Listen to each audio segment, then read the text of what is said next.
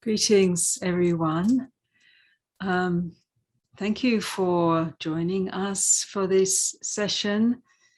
We're really delighted that you can be here. We're delighted to be able to, in the midst of everything that's happening in our world, to be able to set a clearer intention for the year ahead, aligning with this ancient principle of the Bodhisattva, the heart that's awakening heart that's in line with compassion and depth wisdom and responsive to the sufferings of the world, and being in the way of the Buddhas and all practitioners of awakening, to be in service of what is healing, what is transformative, what is clarifying, what is wise, what is protective, and what is actually overcoming the practices of overcoming this fundamental nature of what deludes and confuses us, as the Buddha said so many years ago, centuries ago, these poisons of the mind, of greed, hatred, and delusion that the mind has projected and manifests into the outer world, and yet this fundamental nature of the mind is pure, bright, has within it all capacities for profound insight, understanding, compassion, merciful response, and just is so mysterious actually in so many ways. So it's good to be together, to just reflect on these dharmas, to set our intentions, and to honor and give thanks for another year that we are here still. It's precious human life. We can sort of groan about how difficult it all is, and I often do, but we can also welcome the opportunity that we have for each breath, for each day, for each possibility that we have for evolving out of the realms of what keeps us stuck in these old patterns and old stories that generate so much unnecessary suffering. So I'd like to begin, this is the ancient way in so many lineages, with a sense of honoring and gratitude, and in particular honoring Mother Nature, Grandmother Earth, without whom or without which this great spirit, sometimes called in the lineage of in South America called Pachamama, or the great one with many faces, the Great Mother, this deep spirit of nature that is alive and within which we exist in this great sacred web of life. And so honoring this way that this life manifests through us, through the elements that we live with. So I just would like to, if you can join me, to honor these elements and to seek blessings for them and blessings from them. So I have some representations. Unfortunately, you can't see them, but I'll bring each one into view so that we can honor them, of earth, water, fire, air, and of course in their space and consciousness.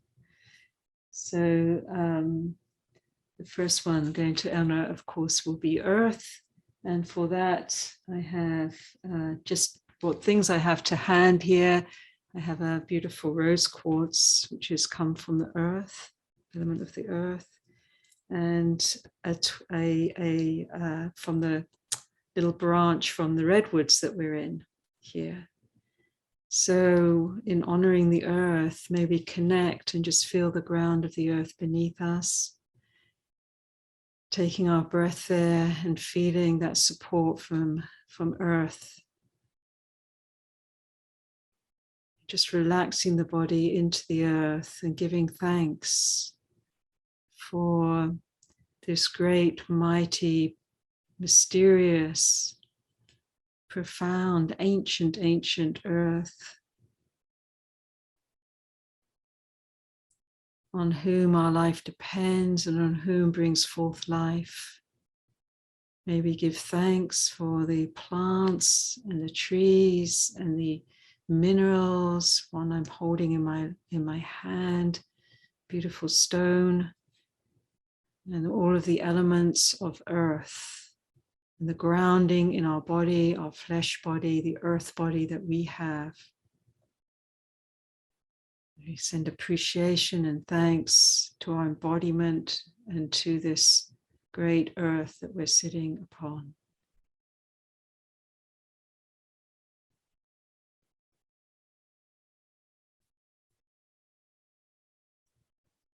Maybe give thanks to the water element. And here I have some water that sits on our shrine, that accumulates blessings. We just pour a little here. The water element is fluid and travels the world. Apparently the waters just circle the water here, just a little bit of water in this cup is been here since the beginning of time on this earth. It manifests in rains and in the oceans and in the clouds, and manifests in our bodies, the water element, liquidity, and also represents, while the earth represents grounding and solidity, this water element represents flow and compassion. Sometimes we'll be doing the great compassion mantra just now. It's also connected with this, said that this mantra is meant to sound like water flowing, carrying the energy of compassion, touching all forms with sound, but also carrying this fluidity that can go through the apparent solidity of things and touch the heart of all beings. Giving thanks to this water, great water, we give thanks for your presence in our lives. May all waters on earth be purified. May we give thanks to the great oceans. And may we honor the water element in our own being, in our own form. The sustaining nature of water, cleansing, healing, purifying. Giving thanks to the air around us. You have this feather. You can just feel the air moving. And just feeling the air as we breathe the air into our body. This mysterious element that is so impersonal, actually. We're all breathing together and yet is so personal and intimate. We take the air element into our form. So just feeling, taking a deeper breath and feeling this air element through our body. And breathing out this great rhythm of the breath and the currents of the winds that blow around the earth. This fragile system that we're in, this biosphere, just maybe 12 miles or so of livable atmosphere that we can breathe, giving thanks for the preciousness of this air element. May it be pure and purified. May we honor the breath that is breathing us and giving life with each inhalation and exhalation.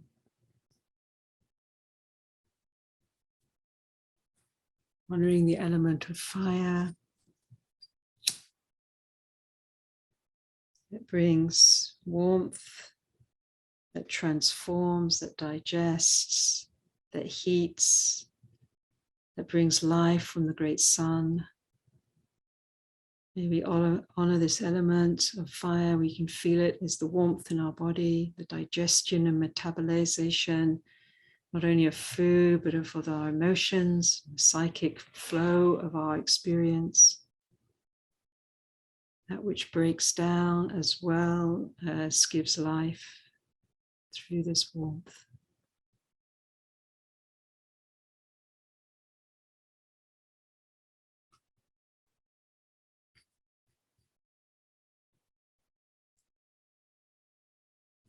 earth, water, wind, fire, air, space. And then for consciousness, this is a globe that has depicted within it all the continents and the great oceans. Might not be able to see that, but this consciousness that's alive. Matter is full of consciousness, not dead matter. The speaking conscious awareness resident within all beings, this spark of conscious, pure consciousness that brings awareness and illuminates all things. May we honor this great gift of illumination, the spark of awareness that we practice with, that we turn to, that we align with in our awakening process.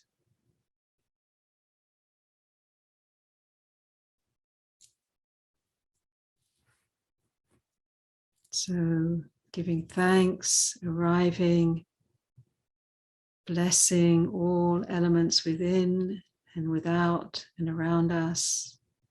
May they be freed from oppression in any way, internally and externally. May all be purified. May all be in harmony, all elements with each other. So we'd also like to begin our session with a few chants, and Kittisaro can speak a little bit about that to introduce.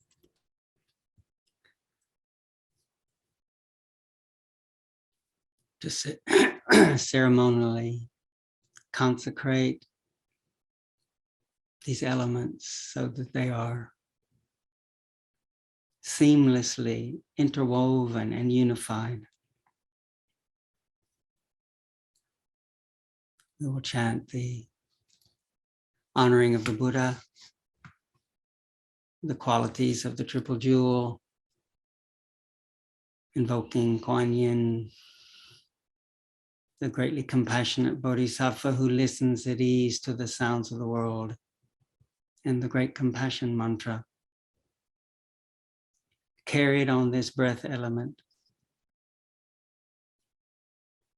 As we chant, that sound resonating through all the cells of our being, and that emanation, that's the fire. One of the blessings of fire is that it can radiate, can emanate. All the elements manifest and are interwoven within consciousness. And this honoring of the Buddha, honoring of the great Bodhisattva of compassion, honoring of the refuge, these are the alignments and the cultivations that allow all of us to return to the great center and realize that within this knowing awareness, the earth, the water, the fire, the air, the presence, the knowing, the response, all manifest in harmony.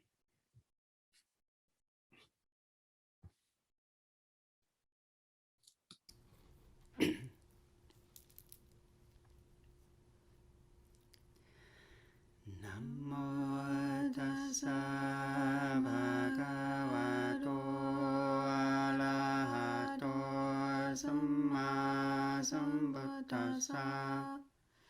Namo tassa bhagavato arahato samma sambuddhassa. Namo tassa bhagavato arahato samma sambuddhassa. Homage to the blessed, noble, and perfectly enlightened one. Homage to the blessed, noble, and perfectly enlightened one. Homage to the blessed, noble, and perfectly enlightened one. Kittisaro bhagava arahang samma sambuddho Vichachalana sampanno sukhato lokavidu anuttaro bodhisattva sarati sattva devamanussanam buddho bhagavati savakato bhagavata dhammo santitiko akaliko ehipasiko panayiko pajan vedita boven yuhiti supatipano bhagavato savaka sangho ujupatipano bhagavato savaka sangho Yayapatipano bhagavato savaka sangho Samijivadipano bhagavato savaka sangho Yatitang Chattari Purisayukaniya Tapurisappukala Esa bhagavato savaka sangho Ahanayo Pahanayo Dakinayo Anjali Kalaniyo Anudalam Punya Kedalo Kasati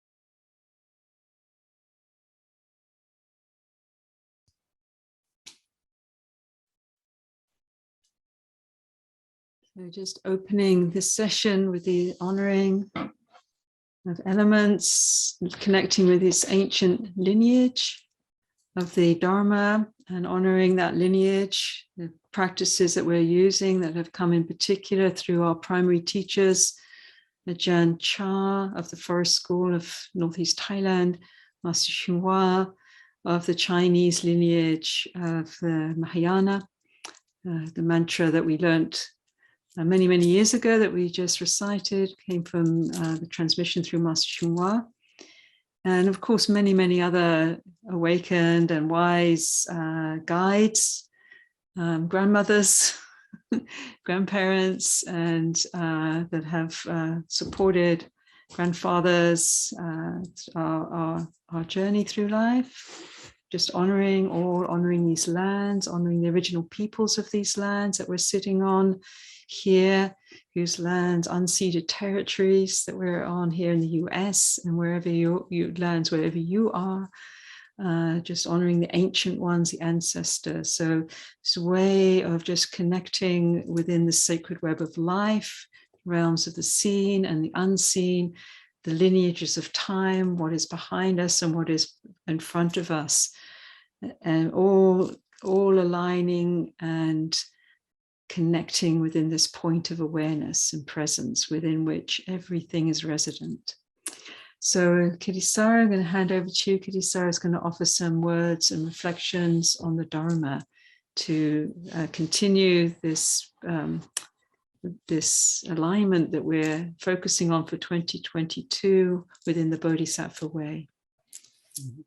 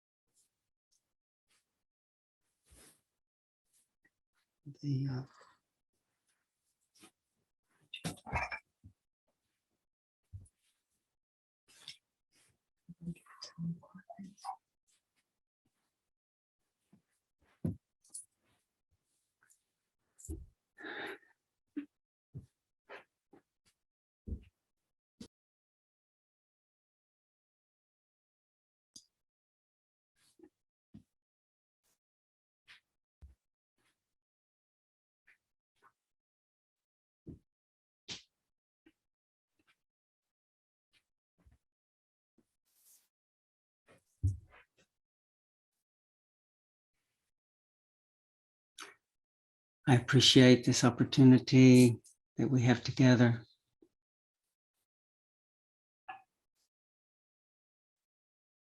to pause and recollect.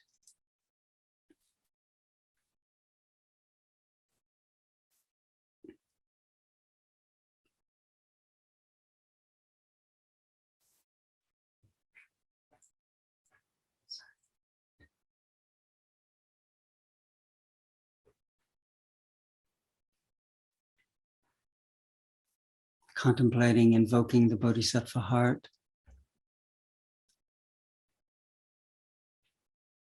Bodhisattva, Bodhi, the ancient Pali and Sanskrit word for awakening. Bodhi means awake, awakening. Recognizing the dream as a dream. Returning to unconfused clarity. Sattva means being. Bodhisattva is being who's awake, dedicated to awakening, deepening that awakening. And realizing that we're all of one substance, that the sense of me and you here and there, this categorization, separation is actually a manifestation of the dream. The Bodhisattva is committed to all beings awakening. So there's that element of compassion, profound wisdom and profound compassion unified, perfectly merged.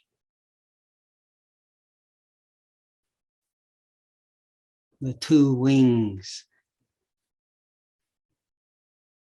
of the awakened ones is wisdom and compassion. A wisdom that is responsive to suffering, feels it, penetrates, understands it, and naturally, instinctively responds to alleviate suffering.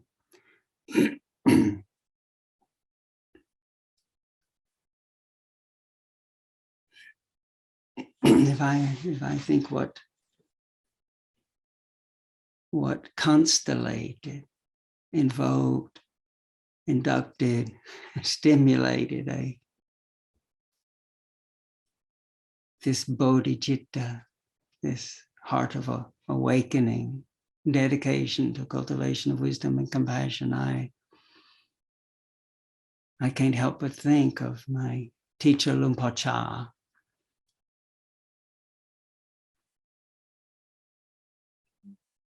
And it's a time of remembering him, because in a few days we'll be approaching the 30th anniversary since Ajahn Chah, or who we call affectionately Lumpur. Lumpur means venerable father. It connotes a grandfatherly, blessing, compassionate, healing presence. In a few days, we'll be coming up to the 30th anniversary since Lumpur Cha died or left his body. But his presence, his example, his essence, which as a good teacher, he continually pointed all his disciples back to this essence.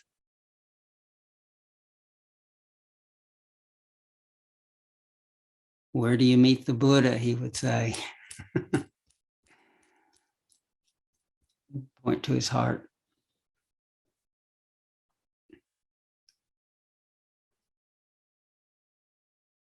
I met Ajahn Chah myself about 45 years ago.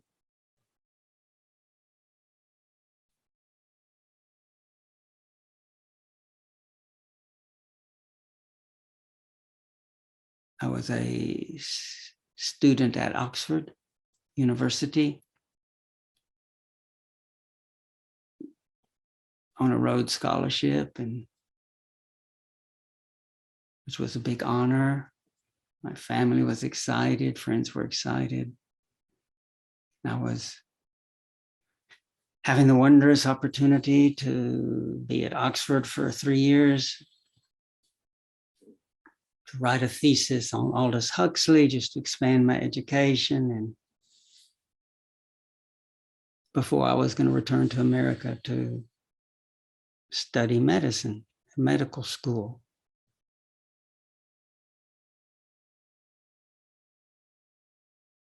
So in Oxford, I was writing a thesis on art, science, and mysticism in the works of Aldous Huxley. I had a notion of mysticism. I had a notion of science and notion of creation, creativity, but I was interested in how does it all fit together. But even though on paper, I was to a certain degree at that time, at 24 years of age, considered successful, more and more I was running into the sense of exhaustion, weariness. My life had been very motivated by getting something, getting somewhere, accomplishing success.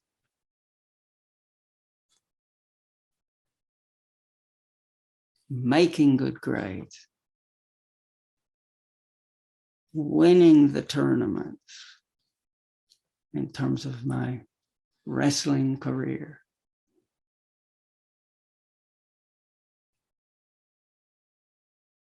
Becoming a good person, a successful person.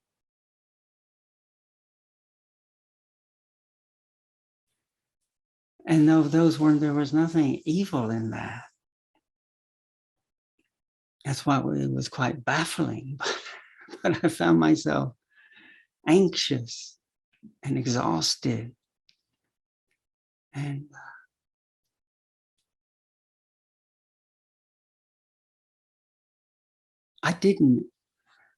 I wouldn't have been able to articulate it, but I didn't know how to appreciate the blessedness of consciousness, of being human. My life was so motivated by doing. And I had dimensions of kindness in my life. That was good. And instinctively, I found myself realizing that what had been overlooked was something inside, because I was being tumbled about by all sorts of loneliness and yearning and anxiety and exhaustion, confusion. I found myself realizing that sitting quietly was somehow nourishing. Didn't really have a teacher, didn't really know how to do it, but I realized when I went into quiet places, especially empty churches, where no one was there, I could sense the reverence and the potentiality of silence and listening.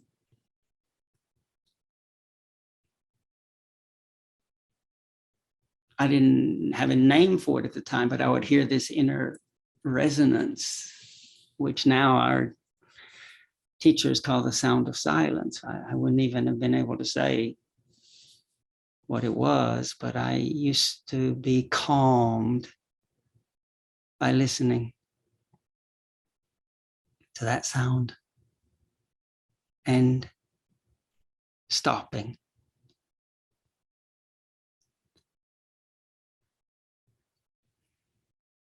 In my life, I've always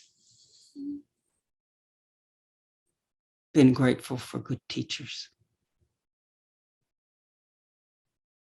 In wrestling, I was so grateful to have a great coach who pushed us, but also cared about us, wanted us to win, but appreciated the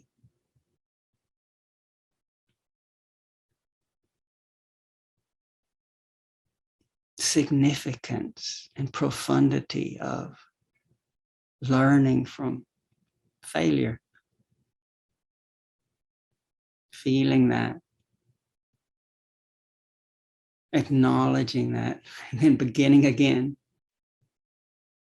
committed to improving and being dignified and generous. Really grateful for having wonderful teachers in literature, which taught me about learning how to, through literature, poetry, being able to imagine and empathize someone else's circumstance.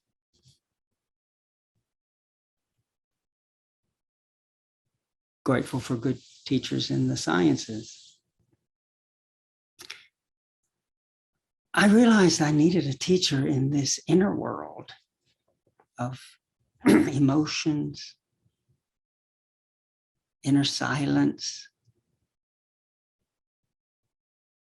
I'd heard the word enlightenment. I didn't know what it meant, but I realized that the suffering and anguish that I was experiencing, I knew I just couldn't blame it all out there. I knew it was something about my relationship.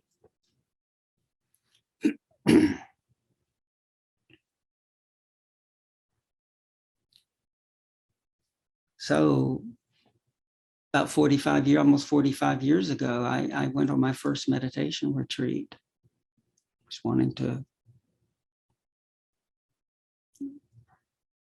learn a little more about this mind, this presence, this awareness.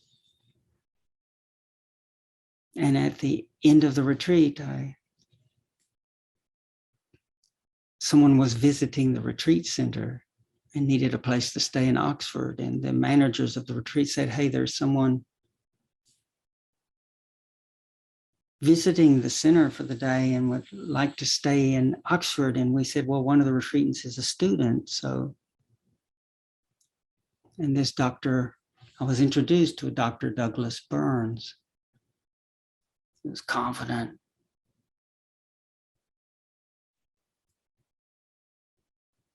psychiatrist, a doctor, a scientist, quite an explorer. Anyway, when I met him and he was looking for a place to stay, I said, sure, come and stay with me for a few days while he had written some paper, Buddhist paper, and he wanted to talk to Oxford philosophers about the origin of thought. But he came and stayed, and when he spoke about what he was doing and the psychological studies he was doing in Thailand, he lived in Thailand, in Bangkok. And he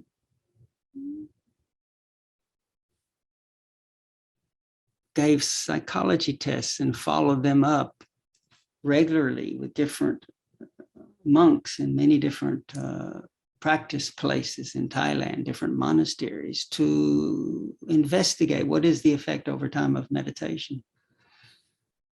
So he talked about his life, he talked about his work.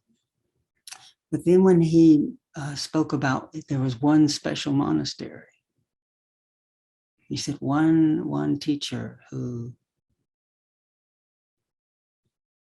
he had such respect for.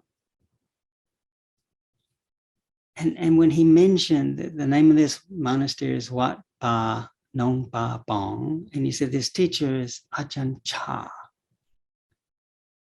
But something about the way he honored this teacher, the reverence with which he said his name, and as I got to know Doug, he was very bold, confident. But that was such a different energy when there was something that was so humble, so soft, so honoring, that in that moment, I just knew I want to meet that person. And he mentioned that he had a few Western disciples with him.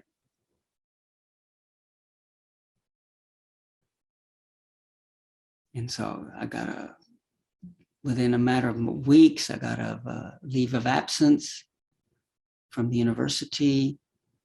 And Dr. Burns said that he would take me up to meet Ajahn Chah.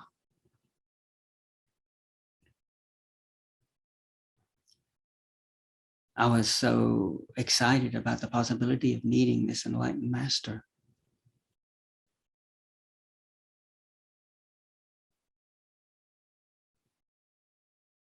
I was hoping it would be a little bit like when Ram Dass met his wonderful sage, Sri Neem Karoli Baba, where Maharaji just tapped him on the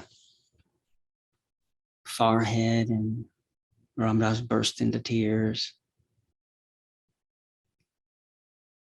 Or so wished maybe that Ajahn Chah would say, oh, I'm so pleased you've come, or something like that. but I also was aware of the anticipation. I had enough self-awareness to realize that was also painful, this big expectation. But I was so excited about the possibility of meeting this Ajahn Chah. It was complicated because I arrived on the day of a revolution, literally a military coup in Thailand. An exiled general had snuck into the country, pretended to be a monk at the king's monastery, and organized a coup, all on October 6, 1976, the day that I arrived. And so there was all sorts of reasons to turn around and go home. But thank goodness something encouraged me to persevere. And finally I was able, Doug took me on the 9-hour overnight train ride from Bangkok to the northeast, up near the Cambodian and Laotian borders to the town of Ubon. And a little tuk-tuk transport from Ubon to this monastery where the Westerners were. And as we were, got off the little motorized taxi, walking in the dirt road into the forest monastery, it was early because it overnight train, early morning, the monks were just walking out the forest on alms round silently. And I remember being quite startled because there was something about the shaved head and this line of skulls peacefully walking, but there was something that made me uncomfortable, attractive and curious, but also uncomfortable.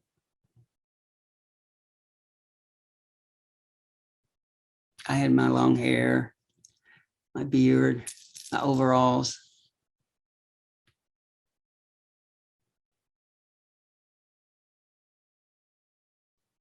But I was excited to be with this little tribe in a forest monastery. And then after a few days, Dr. Burns offered to take me a few miles away to the main monastery and introduce me to Ajahn Chah. I was excited about that.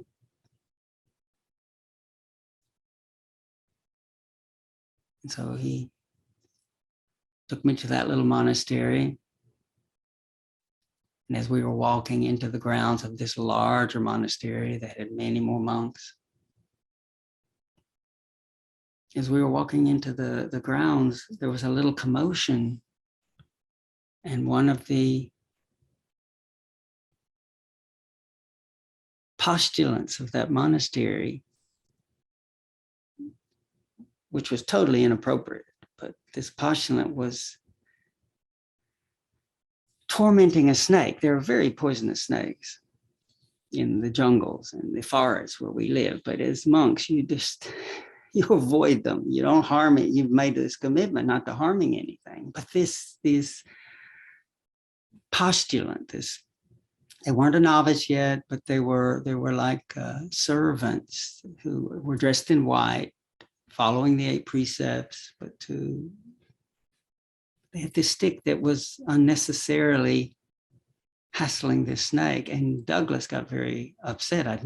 Douglas was so calm, confident. He loved animals. It was interesting seeing him get upset. He tried to tell because he could speak Thai, so he was telling the postulants not to do that. But who are you? And we finally got over to the hut where Ajahn Chah lived, and Ajahn Chah, the huts were on stilts. And so, but to protect the insects from eating the wood, but underneath the hut on a little veranda in the space within the pillars that supported the hut, Ajahn Chah would receive guests, and he was sitting in his wicker chair underneath the hut with some guests. And so we came and paid our respects. And Doug was still agitated from what was going on. So Doug told Ajahn Chah, hey, what's happening over there with them tormenting the snake? Ajahn Chah tried to calm Doug down, offered a cup of tea, and Doug knocked it over by accident.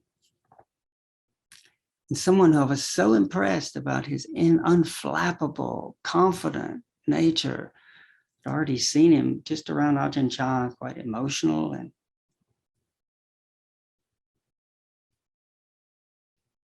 But I knew Dr. Burns had this wonderful respect for Ajahn Chah. So then Ajahn Chah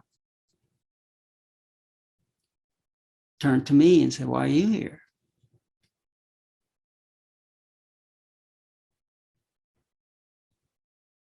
I don't remember exactly what I said. But something about wanting to find balance. I might have mentioned the word awakening. But sometimes when you're talking, you feel a bit on shaky ground. It's sort of petering out. Wasn't quite sure. And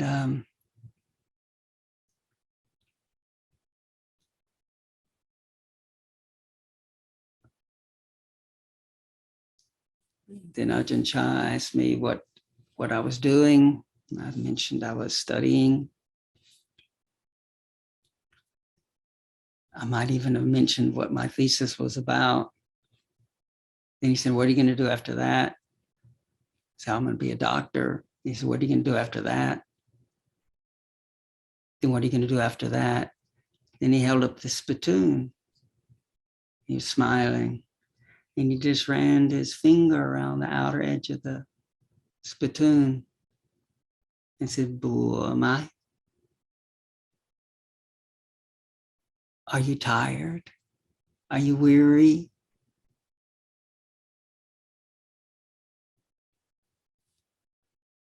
When does it end?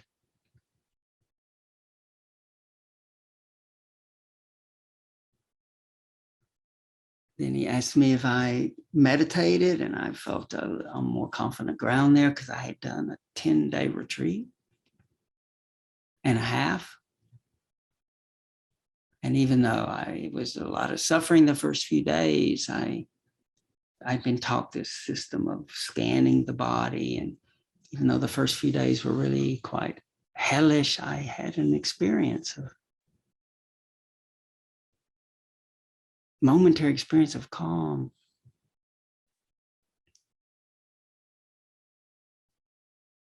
And I felt quite good at it, actually.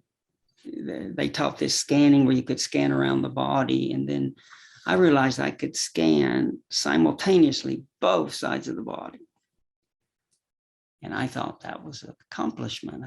I think I have skill at this. So I was hoping Ajahn Chah would recognize my skill. So I started explaining how I was meditating. And then in the middle of my explanation, Ajahn Chah got off his wicker chair. We were sitting on the floor. And he got off the wicker chair on all fours and said a few things and then started sniffing, a bit like a dog. He sniff here, he sniff here, sniff here. And a lot of people started laughing. And it was funny to see this great master on the floor making all these movements. And I said, Doug, what's he saying? And I knew he wasn't particularly impressed with my meditation, and it was funny. But finally, Ajahn Chah got back on his chair and he was smiling. And he says, you don't need to be shifting your mind to so many objects of attention all the time.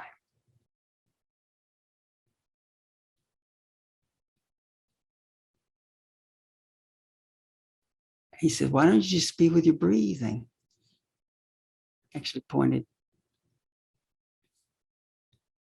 He said, if you understand one thing well, you'll be able to understand everything. If you try to understand everything, you might not be able to understand anything thoroughly.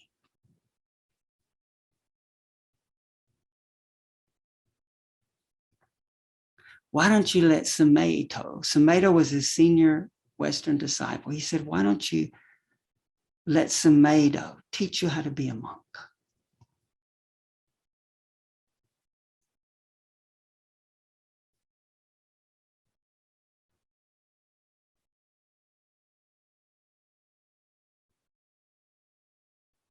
If you understand one thing well, you'll understand everything. If you try, especially in a kind of panicky state, understand everything, figure it all out, you might not understand anything thoroughly.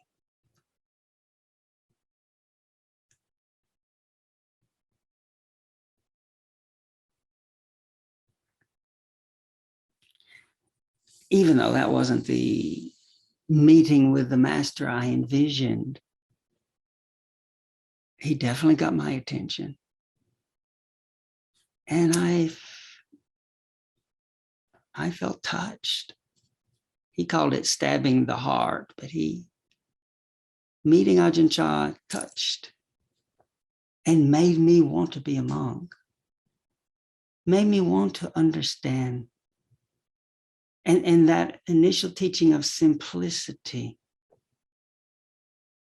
Of course, it's important to learn how to investigate all sorts of things, but if you try to do it all at once, one just gets overwhelmed. Can you be with the breath?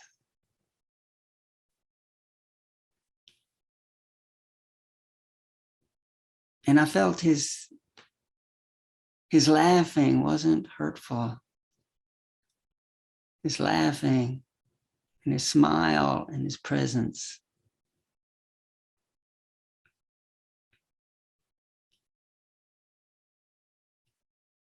There was nourishment there, profound nourishment. I stayed as a monk.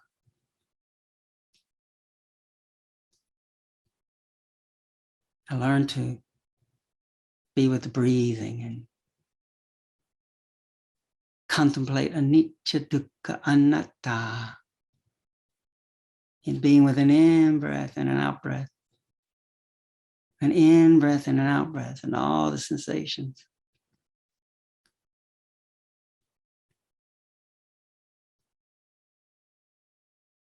I learned how to steady my connection to being here, now, rooted with awareness of the body,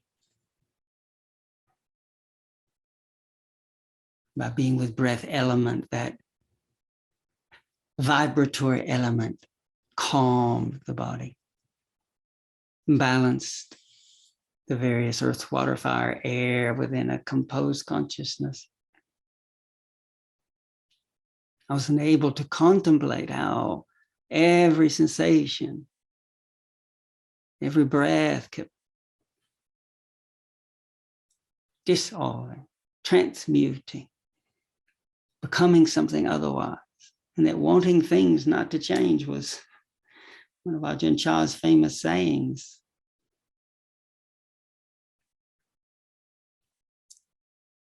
Looking for certainty in that which is uncertain, you're bound to suffer. What's certain is that all these conditions keep changing. And that seeing that, recognizing that, we They're not really ours. So we ploy wang, as it said in Thai. We let them be. We let them come and go. Ploy wang means let go.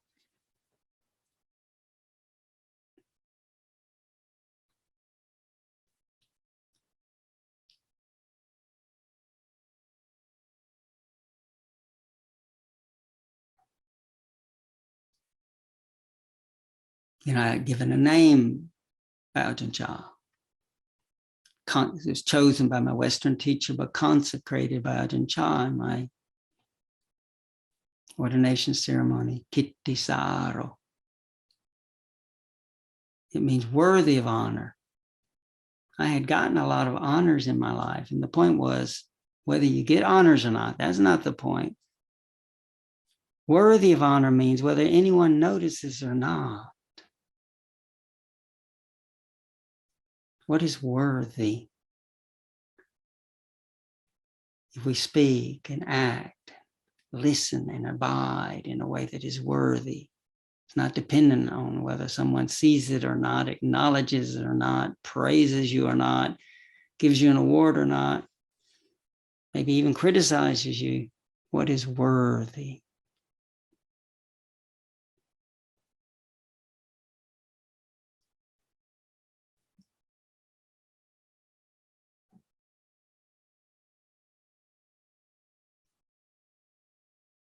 I was somehow Ajahn Chah's presence and this little band of practitioners. I was very fortunate that the Ajahn Sumedho, the senior Western monk, had been there 10 years, so he could speak Thai, so he could help translate and help me understand these teachings. So that I really wanted to, somehow meeting Ajahn Chah made me really want to practice, to simplify, to see things clearly, to realize the true nature, to touch into this peace, he said, is always here and now. But I still had you got to get there. You got to do it. I was determined to do the most austere and toughest practices, which weren't necessarily bad, but it was done with a lot of the gaining mind. Then I started to get sick. I had diarrhea for months. Was in a branch monastery. Then got bit by a centipede, the most painful sting in the forest.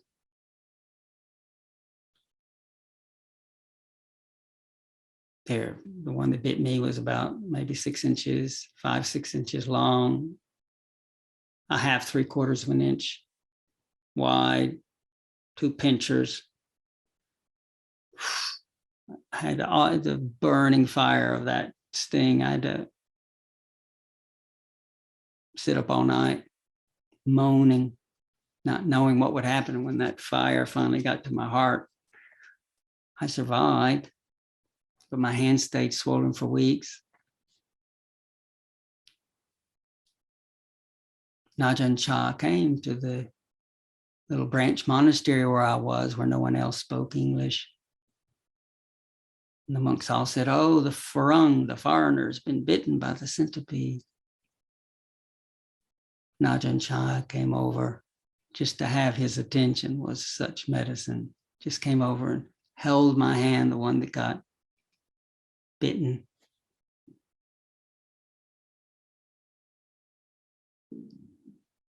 And he just said, "Jet mai?" Did it hurt?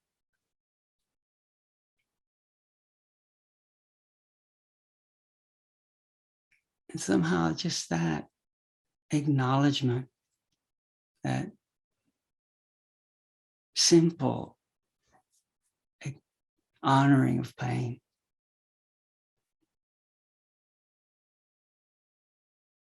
My suffering just melted away in those moments of being touched by him.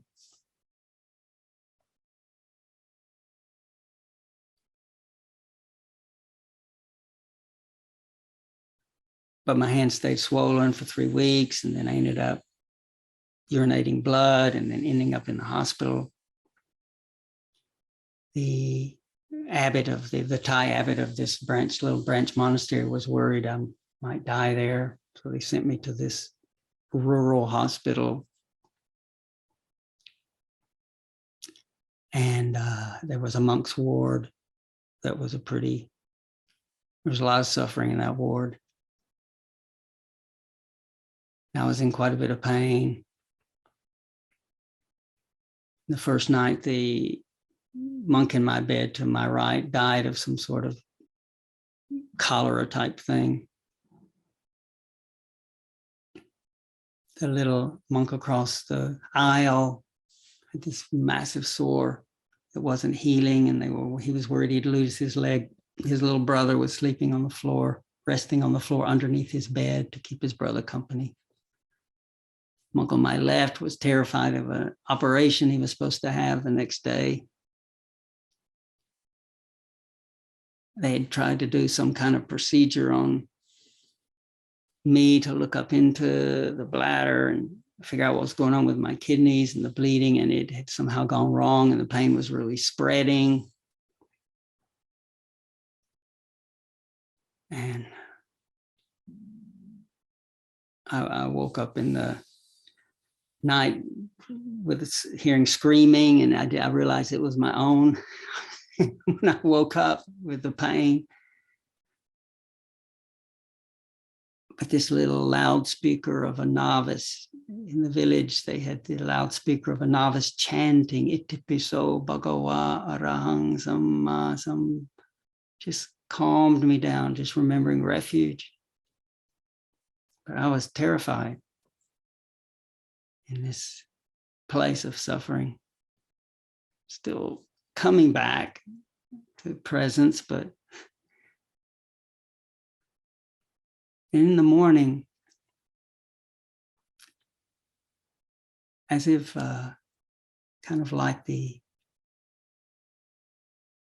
wondrousness of the rising sun and after a long night, in the doorway of our monk's ward, this orange round figure appeared. It was Lumpur Cha coming to visit us.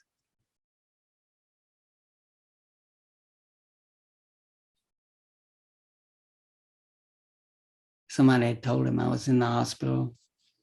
He didn't know anyone else in the ward, but he went around every single bed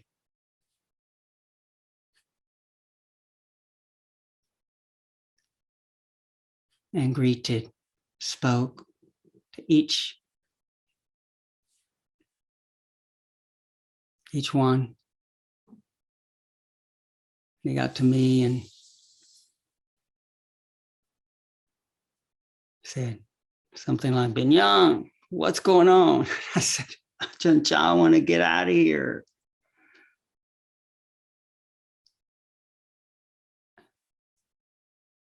I was terrified. And he said, well, I'll send the police after you. And he got me laughing. He put me at ease. And I said, but what do you do about all this pain? He said, Tong Rukwam Jet Danan. Something like, you need to know pain.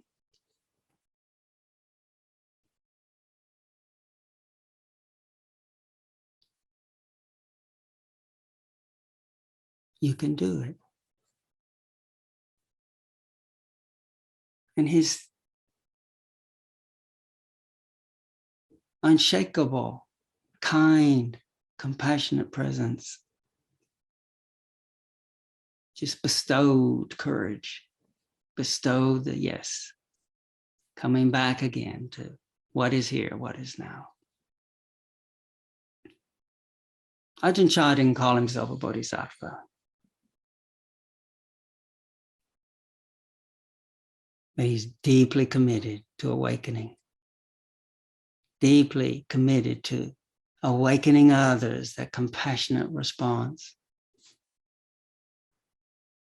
He was the example for me. of that, the living example.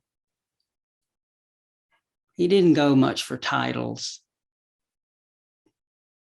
If you went around claiming to be a bodhisattva, he knows you could get puffed up by it. He would pop that. Once our teacher, our Western teacher, was saying, I am glad I'm not going to be a teenager again. I do not want to be born again. I'm not coming back. He was telling that to Ajahn Chah, and Ajahn Chah said, what about the rest of us?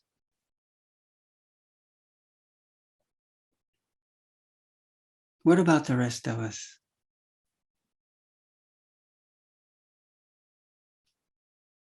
That's the Bodhisattva heart. Realizing we're all in this together. That's the Bodhisattva heart that doesn't need a special title, but touches everyone in the ward. That's the Bodhisattva heart that didn't want to just, his presence made my pain go away, but his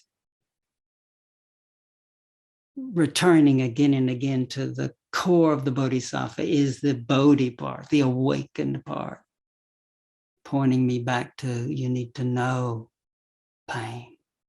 Know it. And when you know it, it arises and ceases, comes and goes, interplays with pleasure, is anicca, dukkha, anatta.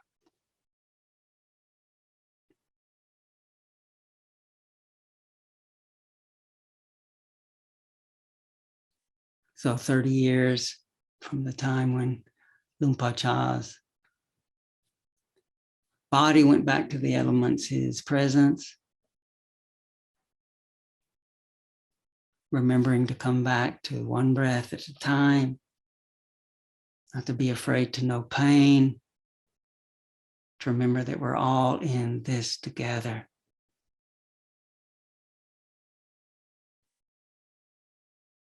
Lumpur Cha is that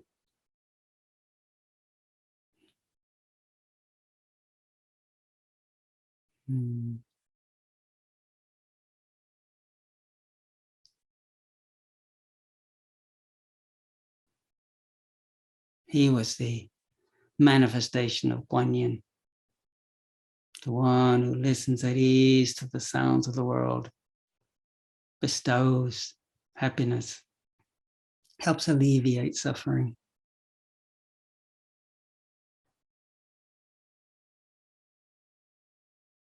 So I'm delighted to share that reflection today as we explore these Guan Yin Dharmas, the listening to the sounds of the world at ease that blesses and guides all living beings home to our true nature.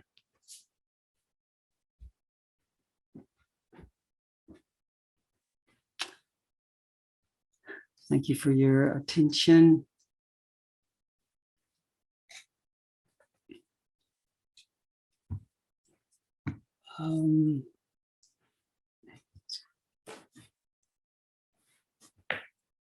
Thank you, Kittisaro.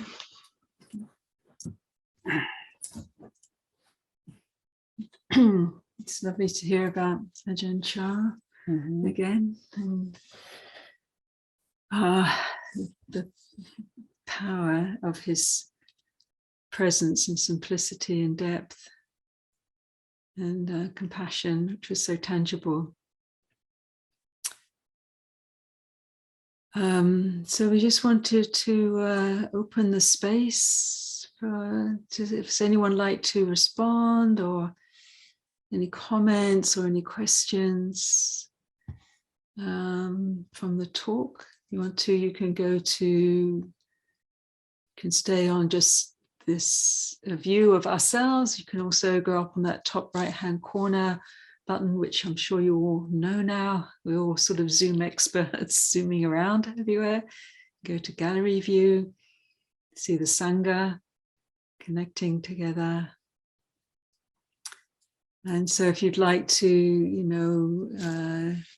ask anything or say anything, you can either put in chat or you can put your hand up at the bottom there. You can raise a hand.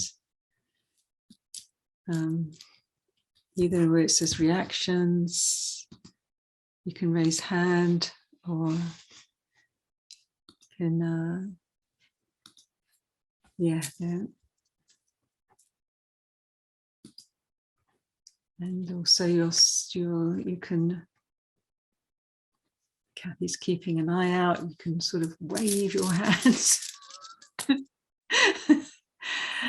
Literally.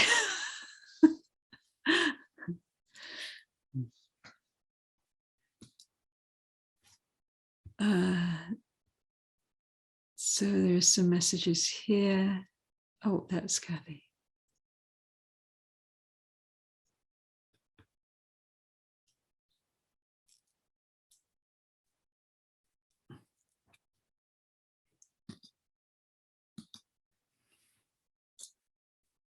It's lovely to see you all. Oh, there's a hand. And Niku.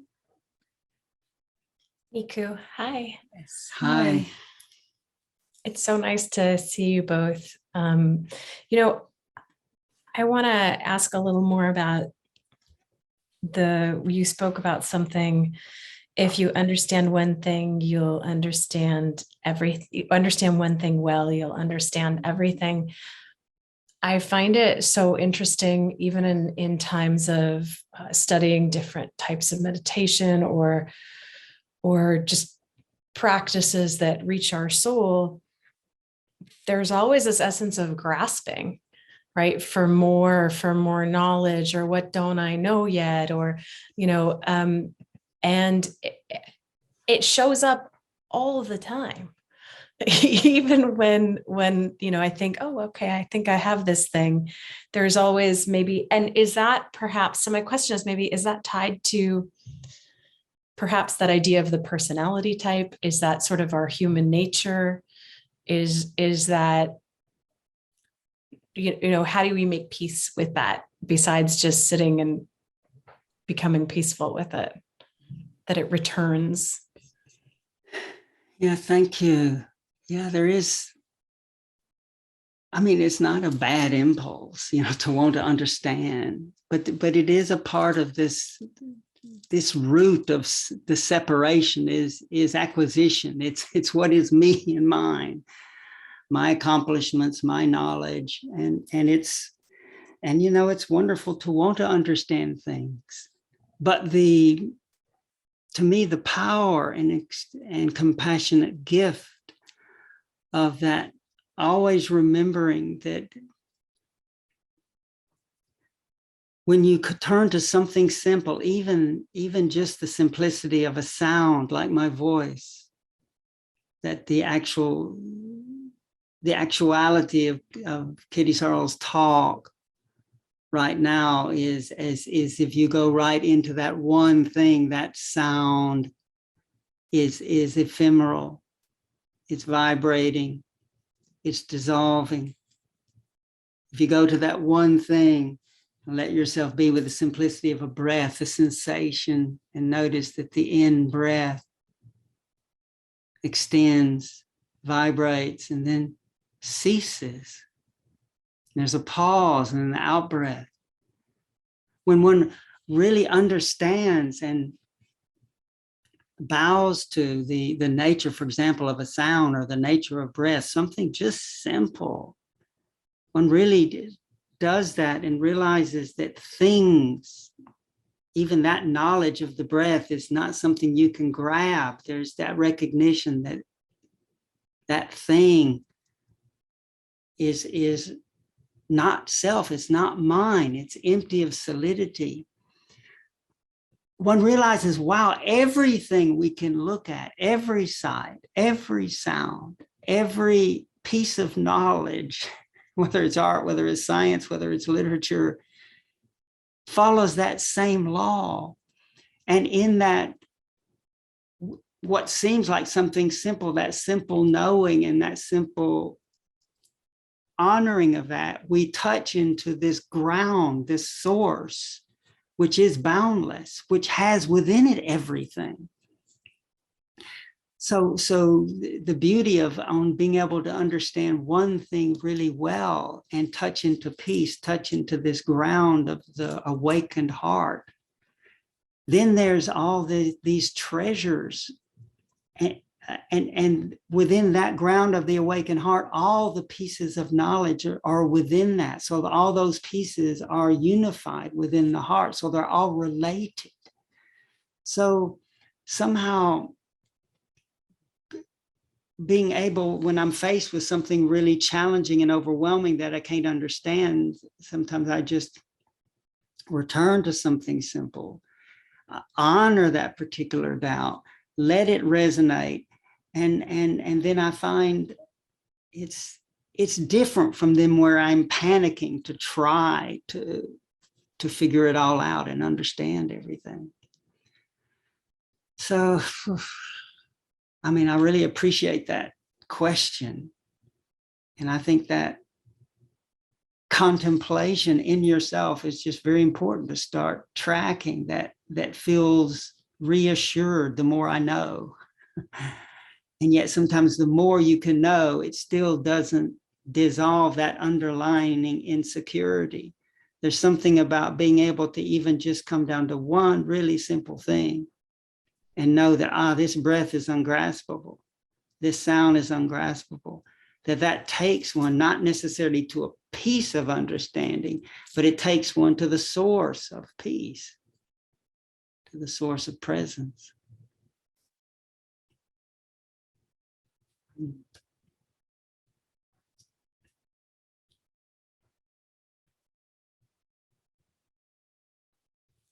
Now, I'm reminded when you were talking about once when Ajahn Chah was in London and he'd been asked to give this talk at some quite big event.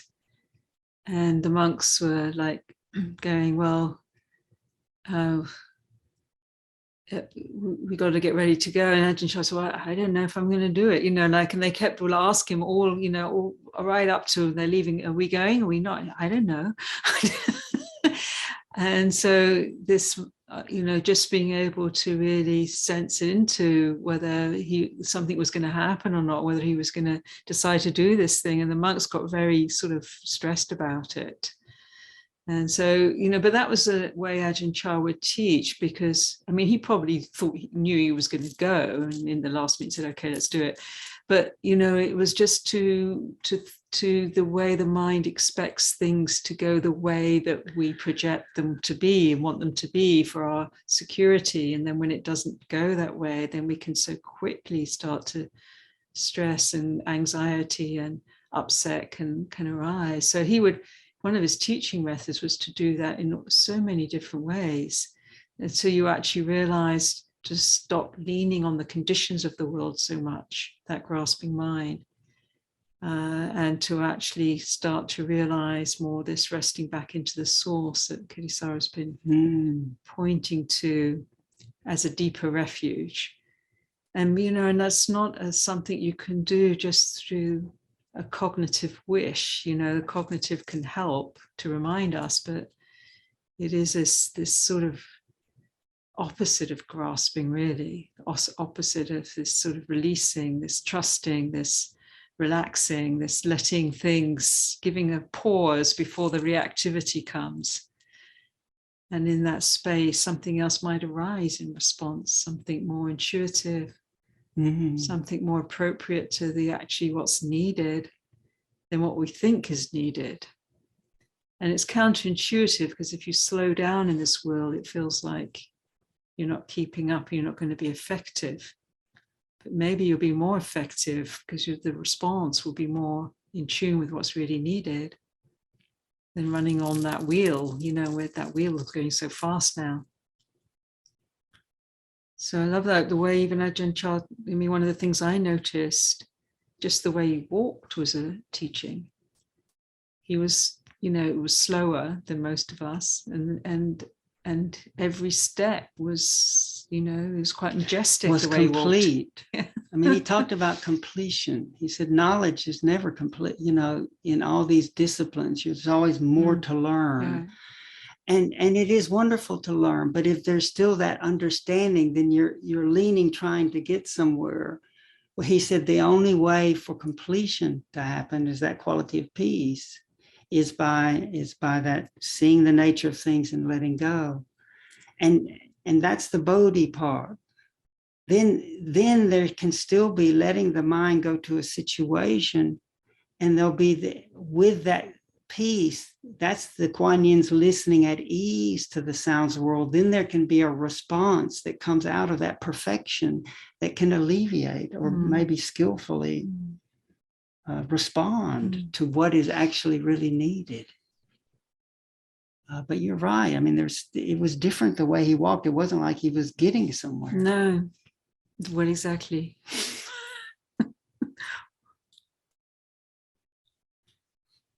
There's somebody. Would you say peace is that encapsulating what you're saying, is that is experiencing the ephemerality of existence, is just being in that experience? And at ease with that. It's the irony, the paradox is, if one really bows to, returns one's life to, that the sights and the sounds are ephemeral, when there's still grasping and rejecting happening, then that's dukkha. And the Buddha said, look, don't be afraid of that. Also just investigate that, be with that. But when there really is what he called letting be or letting go, or the Buddha called it patinisaga, means that there's a giving back. When there's that putting the burden down, or then there's touching into this peace, what the Buddha called the ever-present luminous heart. Or Ajahn Chah once called it the original mind, the primal essence of consciousness, that which is always here and now, but we overlook it when we're busy getting somewhere. And so, you know, like his emphasis on also learning how to be simple and helping us encounter, make friends with, and relax with this ephemerality you're talking about. That's then when we can taste this relief. As long as we're still trying to get something or get rid of something, there's still that agitation. And Ajahn Chah would say, well, don't be ashamed of that agitation. He said, if suffering was so bad, the Buddha wouldn't have called it a noble truth. But that's back to him saying, know that pain. Know even that subtle pain of there's still something not right here. And his encouragement for us just to keep reflecting on that, the simplicity of just being with that feeling,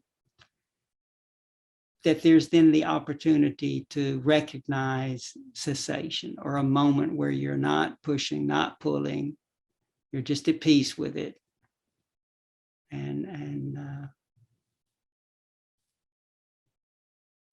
Yes. So just responding to Rain, your question here about meditation, you know, comparing ourselves with, you know, with someone like Ajahn Chah, who's, you know, and the practice, we're going to always feel like we're falling short. But, you know, like when we look at these great examples of these meditation masters, you know, he'd been a monk since he was 13 and spent 20 years just living in the forest and going on daily alms round and practicing meditation before he set up his community.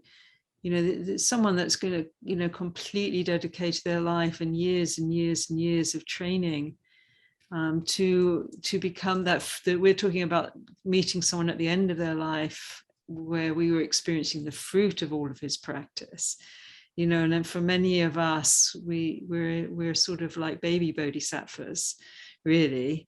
So, you know, like, and we sit, and after 20 minutes we feel a bit restless and so on. Then actually rather say it's really great we managed 20 minutes, rather than I'm not Ajahn Chah, you know, and therefore I can't do it, you know. And then you can build on that. And, you know, it's not necessarily about I mean, even Ajahn Chah would say you can, chickens can sit still on their eggs for hours and hours, but do they gain wisdom? You can sit there for hours and hours, but it doesn't necessarily mean that it's magically going to turn you into a wise person.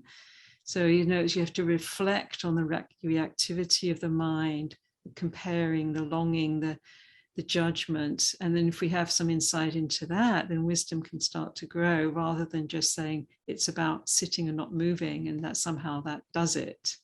So you might gain more wisdom in 20 minutes than someone that might sit with all this willfulness, trying to push everything down. So, you can't really always compare, but it is true, as the mind settles, often the body becomes more easeful and can sit, more calmly. So they are intertwined.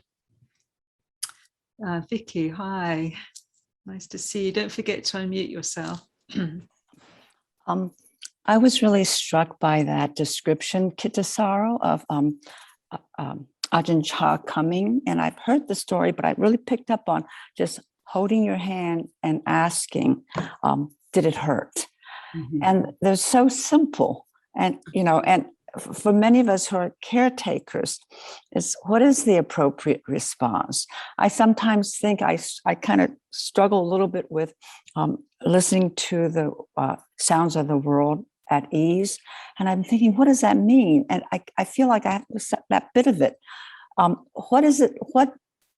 It seems so simple just to ask somebody. And yet so many of us, like me, I want to go in, I want to fix it, I want to suggest, I want to take care.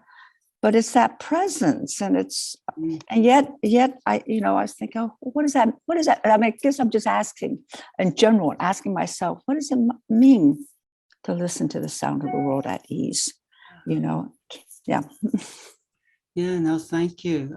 I think the fact that he was willing to feel, that his courage, and he acknowledged that, we little by little build up our capacity. Like he also said, don't pretend you have a 10-wheeler truck when you have a wheelbarrow. So if I too would have to move my posture a lot, but I could still notice there was pain, and I noticed the pain was more than the nervous system. And then I could compassionately shift the posture if I was able. So I was aware of that. So when he said, did it hurt or does it hurt? He's inviting us to just train our heart to little by little open to how it is. And somehow his presence, his ease, his willingness to have really done that and to continue doing that bestowed a blessing, so that I was, more able to, oh, this is painful, or, oh, but can I do that for a moment? And there's something very powerful about, rather than apologizing, oh, that's terrible, just to, yes, life can be painful. Does it hurt? Did it hurt? And so in a way, some people have talked about this path as cultivating the art of being realistic, just learning to, in a moment, be real with the feelings, the moods, the thoughts. And a lot of suffering comes from freaking out with pain, getting overexcited by pleasure and reactive to pain. And there's something very powerful about being able to contemplate, this is painful, and being able to relax in a moment with it. And then if we say, I can't do that anymore, okay, then we have to change posture, but then we relax with the feelings of that. If we have some painful feelings, oh, I'm useless, I'm a terrible meditator. He would also say, does it hurt? What is the feeling of that mood? Can you be with that? Know that for what it is.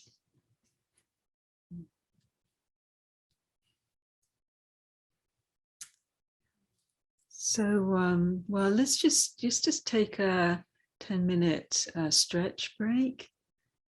So we come back about 20 past the hour, and we can continue on this contemplation. Thank you so much, Kittisaro, for your beautiful Dharma. Thank you, everyone. And we'll just see you just now again. Okay, welcome back, everyone.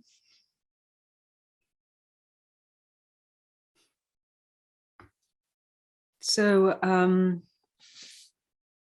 we'll go to the top of the hour and then have another stretch break, and then we're going to go into the ceremony together, the Kuan Yin Compassion Ceremony, which many of you recognize here, have done. For some of you, it may be new, which is a meditation in and of itself. So, and it's a really good way to start the this year.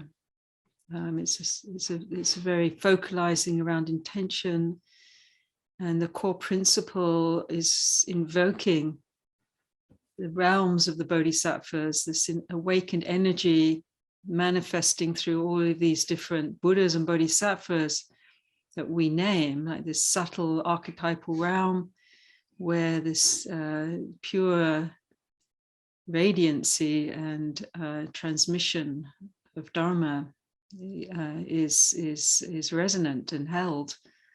And drawing on that is a bit like taking, as the Buddha used this analogy of the salt crystal in the Lona Sutta, which is a sutta meaning literally the salt crystal sutta, where he talks about the nature of resultant karma, unwholesome karma, being like a salt crystal, that if you put that in a small glass of water and try and drink that water, it will be very bitter, very toxic.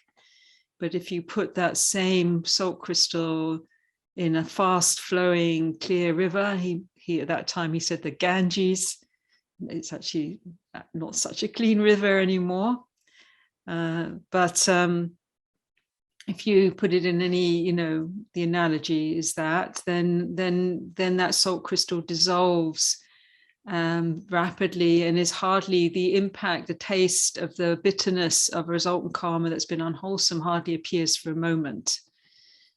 And so this ceremony and these kinds of ceremonies and the nature of prayer is to align with this force of wholesome intentionality, and align with a balanced way of being in this world that doesn't perpetuate harm, and also with this invoking this presence of enlightened energy, of saints and sages, Buddhas and Bodhisattvas, of ancestors, and then aligning with that and bringing that to bear upon the resultant unwholesome karma that appears for us as obstruction in so many ways, and also of course appears within the collective.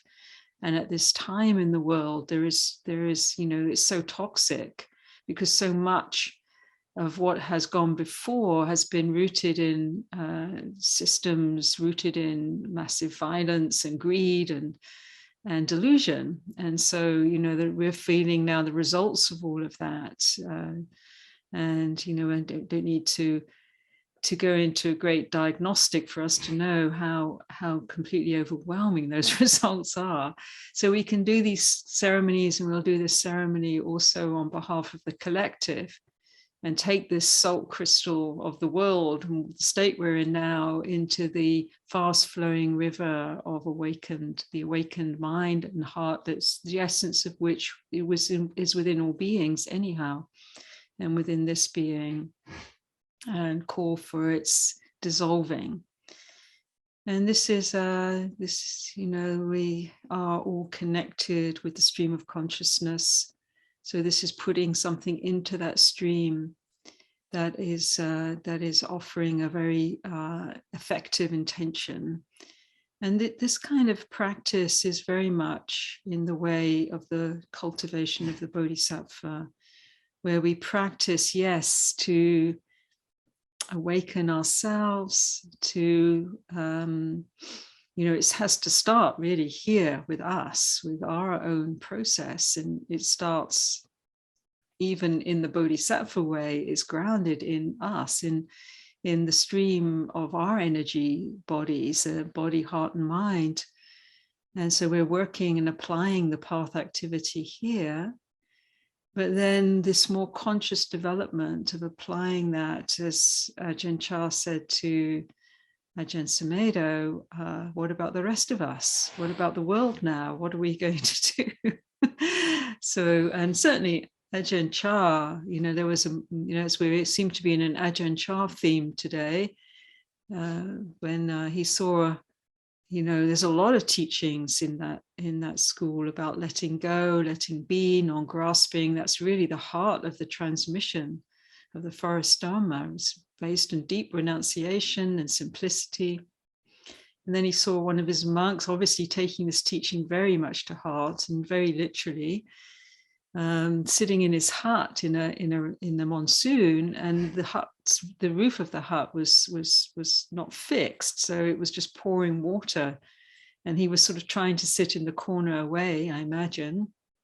I haven't got all the detail, away from the rain pouring into, perhaps he had buckets or something. And Ajahn Chah's like, what are you doing? And he's like, well, I'm just like letting go, and he just, he kind of didn't really get the whole of the teaching. You can let go of the resistance to do something as well. You can sort of justify, well, we don't need to do that because I'm letting go and I'm more spiritual. But Ajahn Chah helped found 100 monasteries. That wasn't and oversaw them to the extent that he could within his life. That's not the action of someone that's just not trying to do something, that you can both pick up and hold and explore what does that mean with an attitude of non-grasping. And I think that's the subtlety of the Bodhisattva heart. When we see the archetype of Kuan Yin Bodhisattva, traditionally in the classical teachings around Kuan Yin, Avalokiteshvara, Genrezi, different traditions, you'll see Avalokiteshvara appearing and in the transmission of the Heart Sutra, which is a profound sutra about a non-dual releasing from this idea really of any designation of self or doing or future or past, or even the idea of bodhisattva. So it's a real stripping away into this, just arriving into what really can't be defined. And I love the analogy of that. Here's from one of the forefathers of quantum theory, Arthur Eddington. This is the early 1900s. He lived from the late 1800s, early 1900s, where they were trying to explore the nature of matter, the nature of reality. And he said, in Einstein's theory of relativity, the observer is someone who sets out in quest of truth, armed with a measuring rod. However, in quantum theory, they set out with a sieve. It is a primitive form of thought that things exist or do not exist. The physical world is entirely abstract and is without actuality apart from its linkage to consciousness. Events do not happen, they just are, and we come across them. In brief, something unknown is doing we don't know what. This is what our theory amounts to. So after all this study, something unknowing is doing we don't know what. Events don't really happen, we just bump into. And these sorts of teachings are very analogous with the Buddhist Dharma, which actually deconstructs the idea of time and self and attainment, like in the Heart Sutra, nothing to attain, no one's getting anywhere. And so when we come to this is a very deep exploration, and also it's a very vital one because it underpins the Bodhisattva intention and practice, because as soon as there's the idea of me being the Bodhisattva or me helping people, and then we create that dynamic of me doing something for the other, that's good, and most of the time we're in that dynamic.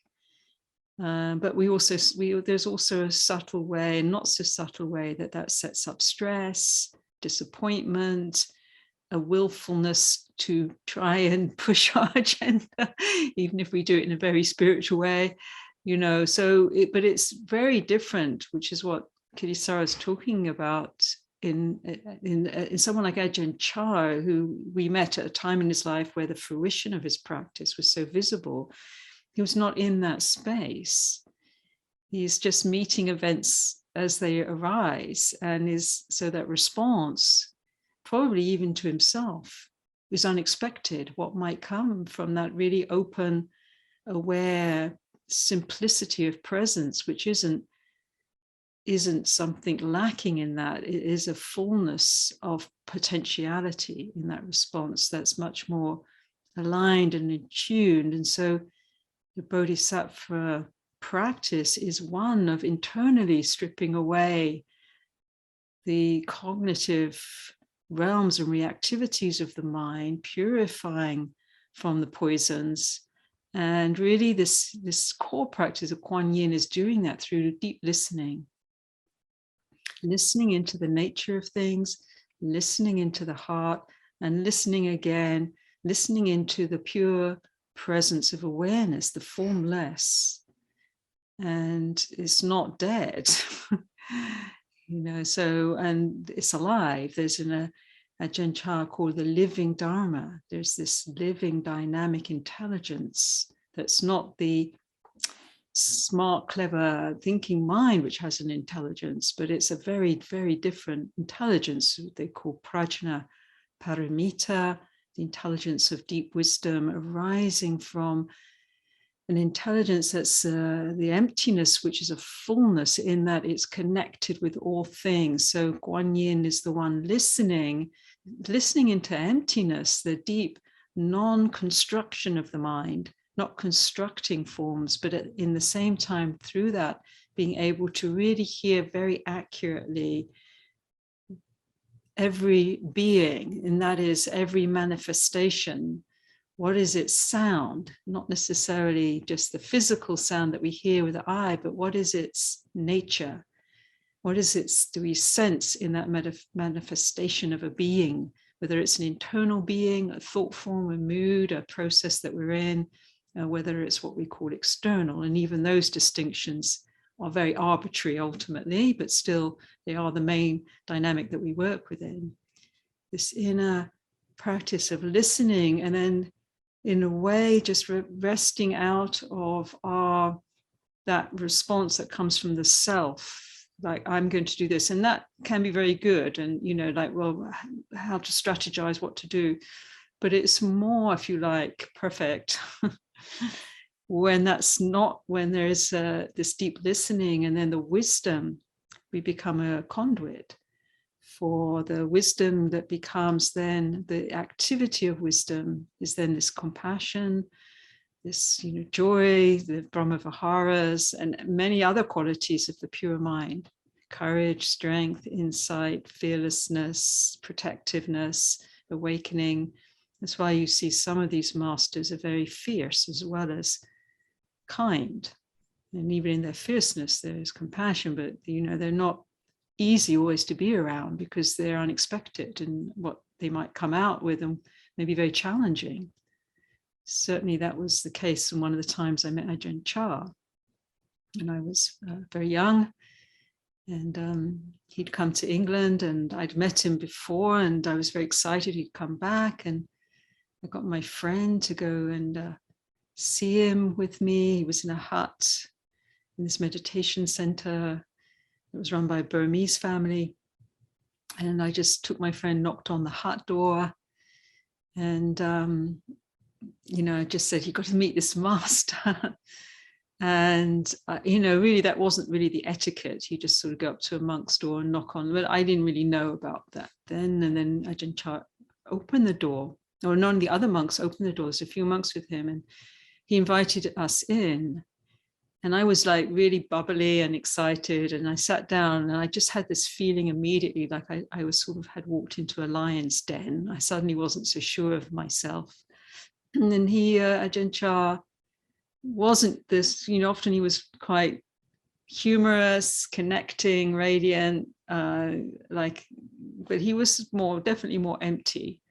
And just, there was this fierce kind of presence about him. And so then he just asked me straight out, what do you know about anatta, no self? And like Kittisaro, I'd been doing some meditation, so I thought I knew. Oh yeah, no self, that is. And of course, the more I talked, the more myself became like this big thing in the room. And the more I became really embarrassed and, started to peter out. And then in the end, just looked at the floor and wished that it would just swallow me. That was sort of like, in my mind, it sort of pervaded everything, just swallow me up and I could disappear. And then Ajahn Chah just said something in Thai that the monk refused to translate. So he said it again more forcefully, and the monk said, well, he just says you're very ignorant, so. And that was like, it was such an honor to be, have my bubble pricked by Ajahn Chah. And then from this place of emptiness himself, he gave this very beautiful Dharma reflection about, this, and I can't remember, but I'm sure it was around, the non-grasping mind, the being, what he was.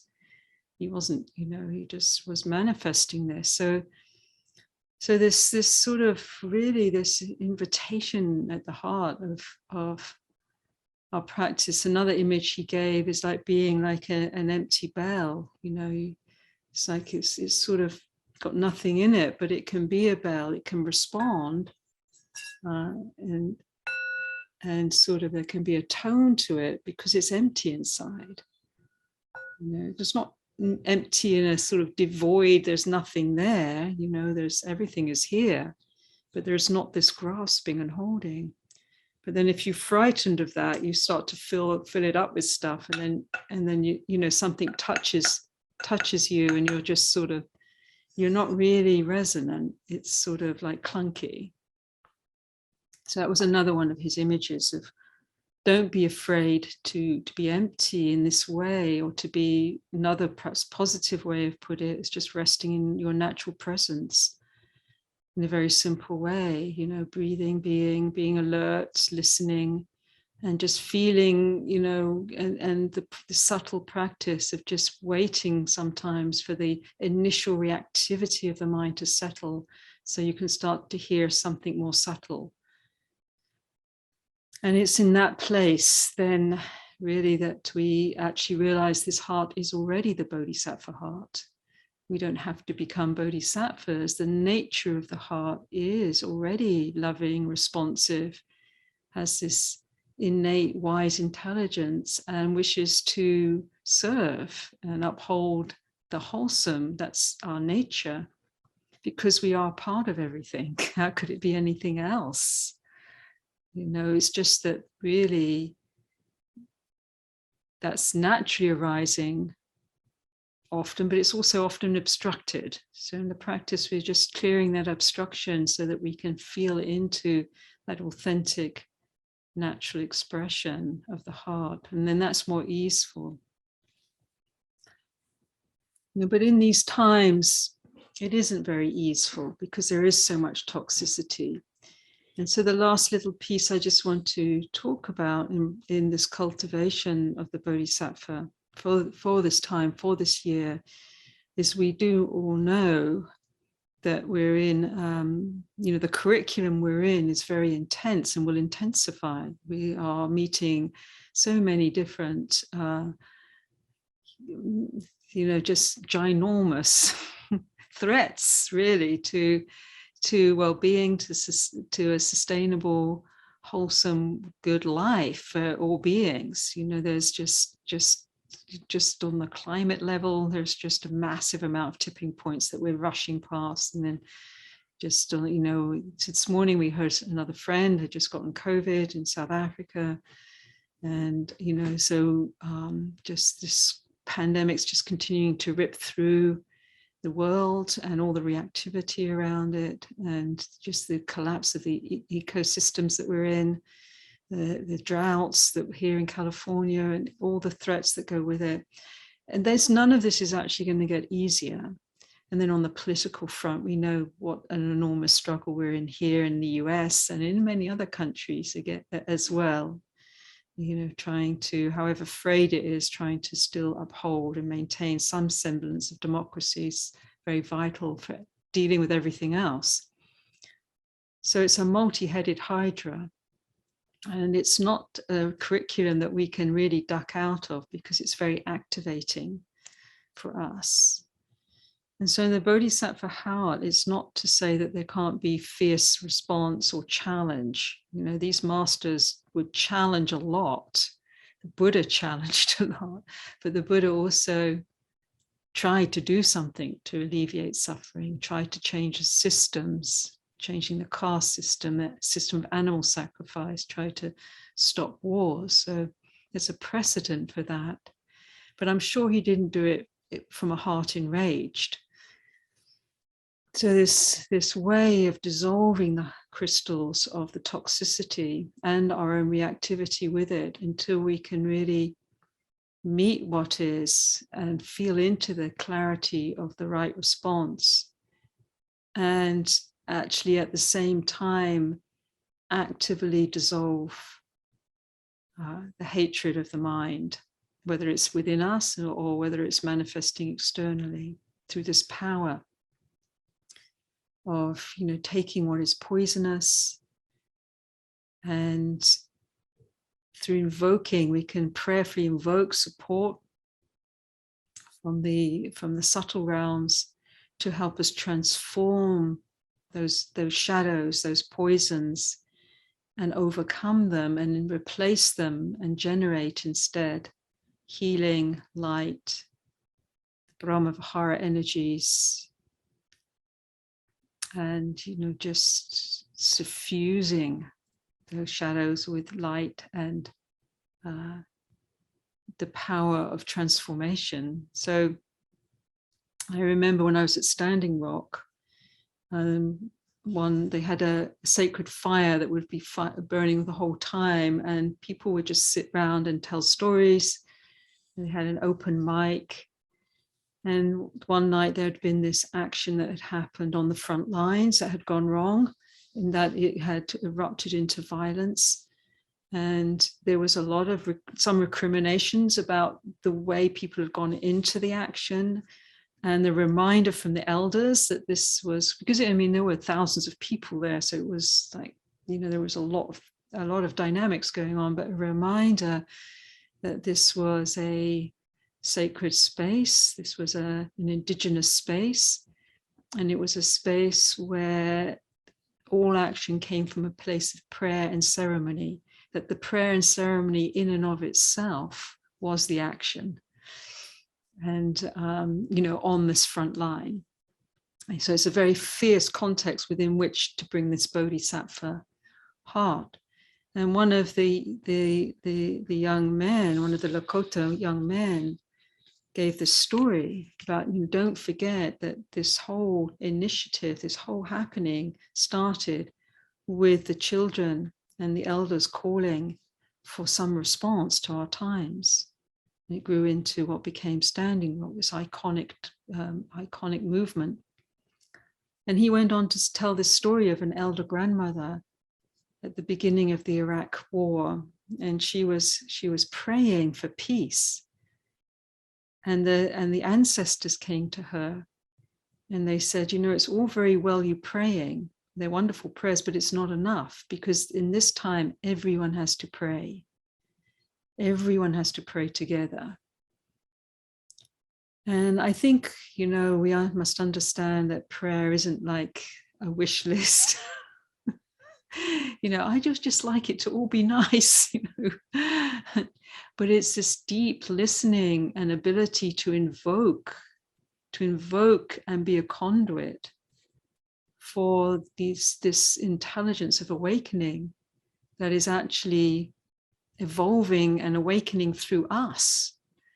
I was talking to a friend the other day that's has quite a lot of intuitive psychic awareness, and talking about her relationship with the archetypal realm, and saying that these messages that she was getting, and she was like trying to make sense of them for these times.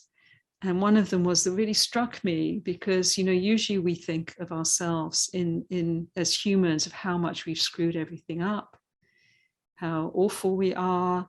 There's a lot of recrimination, a lot of blame, a lot of guilt. And the message was like, you've got to know how important you are actually in the healing and in the transformation. That's an evolutionary process that's working through us, and we're consciously participating in this. And the shadows that are coming in response to what's happened before and intensifying this isn't the message, this is me just riffing on that message, they're a catalyst for us. And so, one of the core turnings in our practice from our own process, and for me, certainly when I met, what was significant for me in meeting Ajahn Chah was that I really felt, if I was going to put it very succinctly, he put me on the path of right view.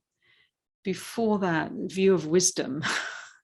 Before that, I was much more in meditation and in a system which was much more about, like, if you just keep doing it more and more, you'll get there. You'll get to this. And it was also very eschewing of working with difficulty and conflict. So it was what you might call a disassociative way of meditating, really, and not able to really work, just go back to the technique without really working and transforming your own shadow. But the difference with the Bodhisattva path is that problems and conflicts aren't outside of the way of practice. They actually are the practice. Disturbance is the practice, is the path. As Ajahn Chah said, if there's no desire, no poisons, there's no path. And there's a wonderful teaching from some mysterious, maybe even mythical teacher from the mists of time called Sahara, a great yogi pundit, I imagine, in my mind, who was one of the teachers of Nagarjuna, also quite a mysterious presence in the Buddhist lexicon of transmissions. Nagarjuna really evokes like the Nagas, like the wisdom from the depths. And Sahara says, while suffering increases, bliss increases. The greater the mental afflictions, the mightier the primordial wisdom. The larger the pile of wood, the greater the blaze. So in the same way that, like that quote from the quantum theory that really turns us around to relook at our whole assumption of what reality is, the observer and the observed being a very quite mechanistic way of understanding reality. It's not really what we not seen through the Dharma lens or through this new really exploration of consciousness.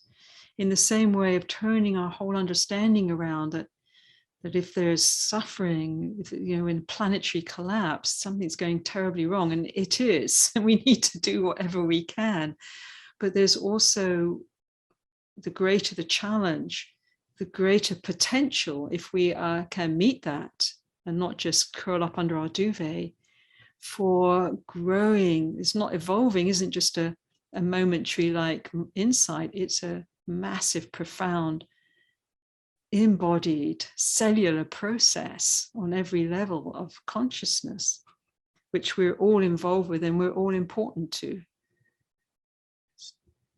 So that, then that way we can understand that the worst things get, actually, they have the potential to seed and quicken our awakening if we can meet that challenge. So again, Ajahn Chah would say this practice is preparation for when these big things happen. I mean, we're in a big thing. We need this daily practice, a mindful awareness, presence, keep reflecting inwardly, noticing the mind, reactivity, letting go, non-grasping, grounding precepts, generosity, share, all of these practices, they grow and they develop a stronger container, so that when something big happens, we don't just lose it and completely react and then act from that reactivity, creating more difficult karma for ourselves and everyone. We can transmute it, pause, really feel into, listen into the nature of the experience and the dynamic, and then feel what is being brought to that. And for that, again, going back to this deep emptiness Ajahn Chah was trying to transmit to me in that hut that all those years ago, the nature of Kuan Yin. Sahara says, all appearances present themselves to you are like flames spreading in a night forest. Behave in accordance with the root of the mind, which is emptiness. There's deep invitation within, yes, the Bodhisattva responds, yes, the Bodhisattva is about all the rest of us. So there's no time because it's endless. It's about being patient enough to be with how it is here and to perhaps move out of wishing how it was. Going nostalgically, it's not how it was. It's not going to be how it was. We have to bring all our energies to meet how it is. But we can do this if we really rest into this root of our fundamental nature as a practice, where there's some rest, ease, presence, and yet alertness to respond to what's needed. And allow that to be, if we come from the self, that it feels overwhelming and limited and exhausting. If we come from the place of we're all important as a conduit, then magic can really happen. The way and the response, as we'll do in a minute in the ceremony, is intertwined inconceivably. Response is inconceivable as to what's possible in the realm of consciousness and its manifested way of grounding that consciousness through us, through this realm of embodiment. So let's take a few another pause breaks. We just want to set up our space here.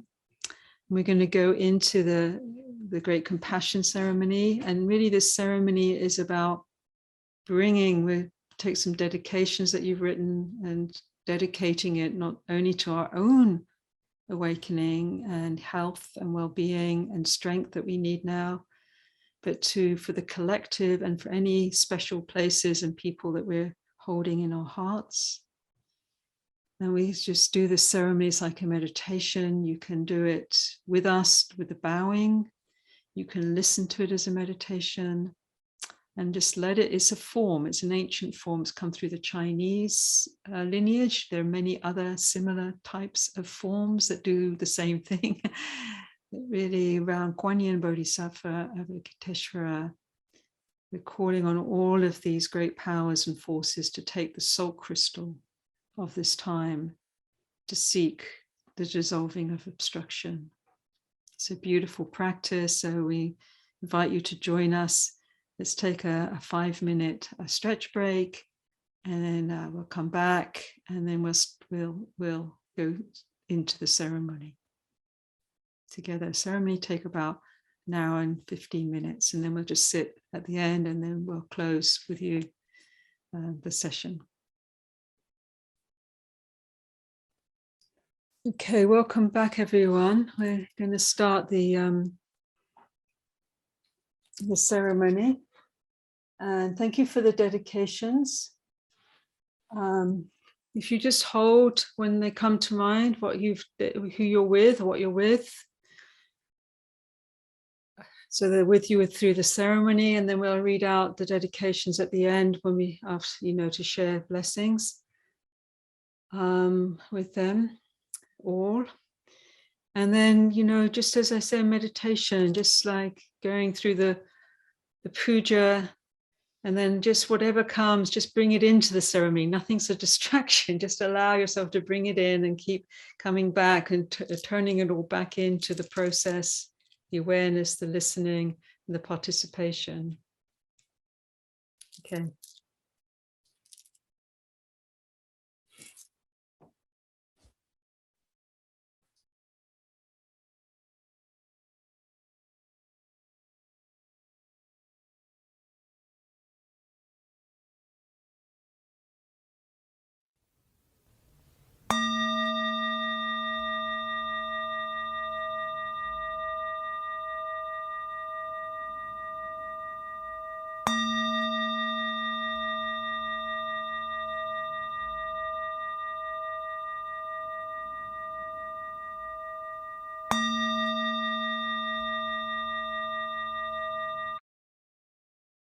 So just checking, can you hear that?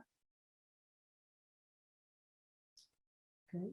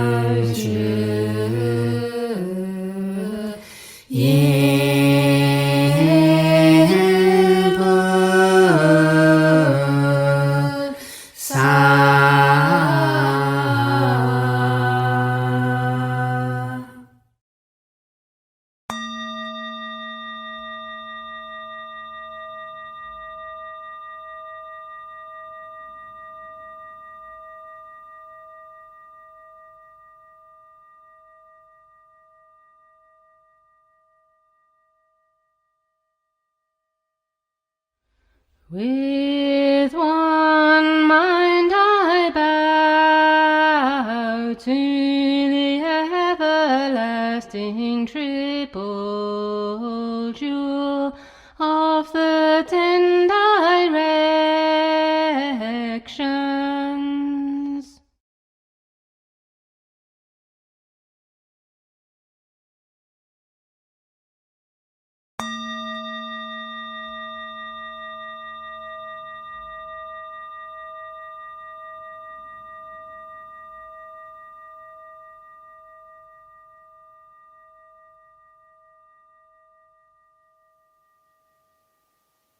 All in this assembly, with incense and flowers, make offerings to adorn the Dharma realm.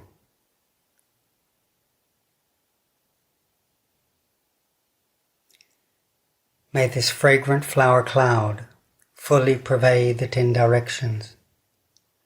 May one by one all realms be adorned. May the Bodhisattva path be fulfilled and all beings realize the perfect peace of the pure heart.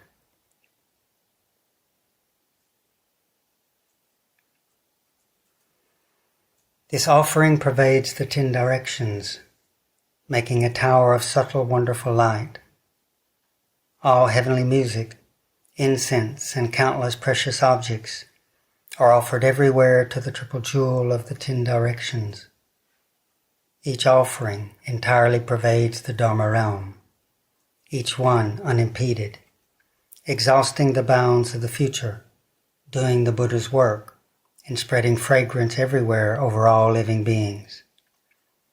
Having received the fragrance, they bring forth the Bodhi mind, the mind and heart of awakening, and together they enter the unconditioned and realize the Buddha's wisdom.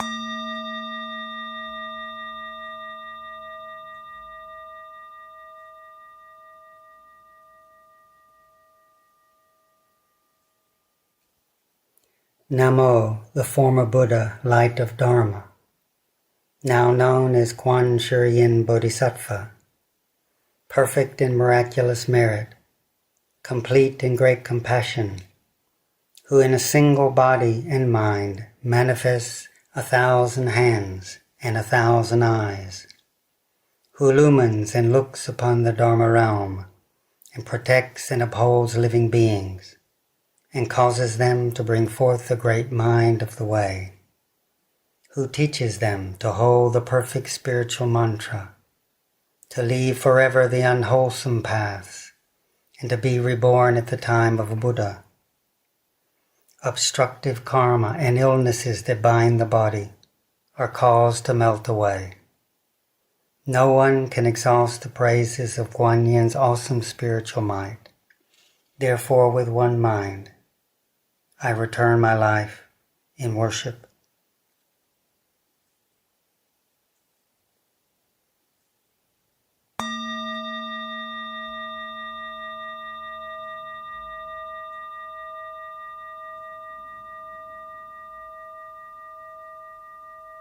With one mind I bow to my original teacher, Sakyamuni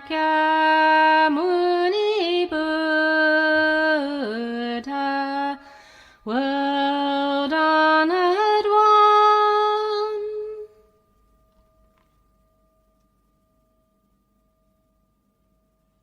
The worshipped and the worshipper are empty and still in nature. The response and the way are intertwined inconceivably. This way place of mine is like a wish-fulfilling pearl. The Buddha Sakyamuni appears before me as I appear before Sakyamuni Buddha. Bowing down, I return my life in worship.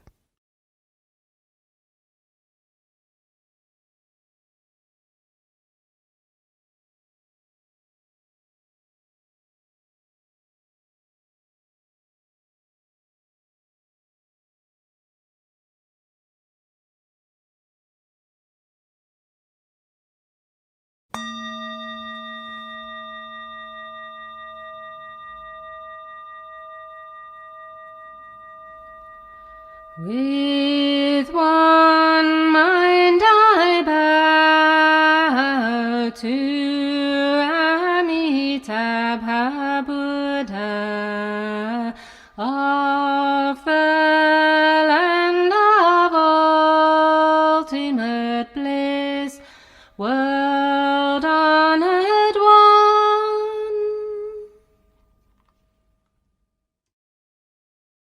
The worshipped and the worshipper are empty and still in nature. The response and the way are intertwined inconceivably.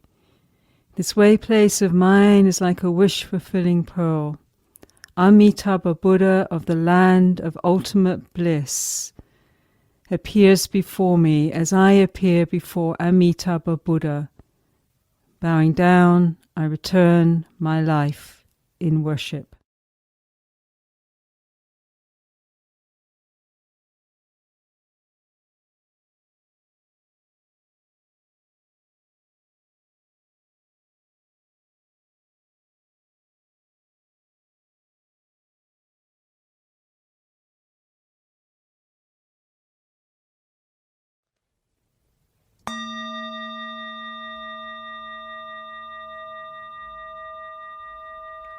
With one mind I bow to Medicine Master Buddha of the Lapis Lazuli land, world honored one.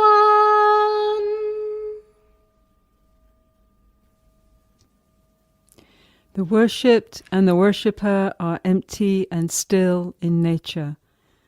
The response and the way are intertwined inconceivably. This way place of mine is like a wish-fulfilling pearl. Medicine Master Buddha of the Lapis Lazuli land appears before me as I appear before Medicine Master. Bowing down, I return my life in worship.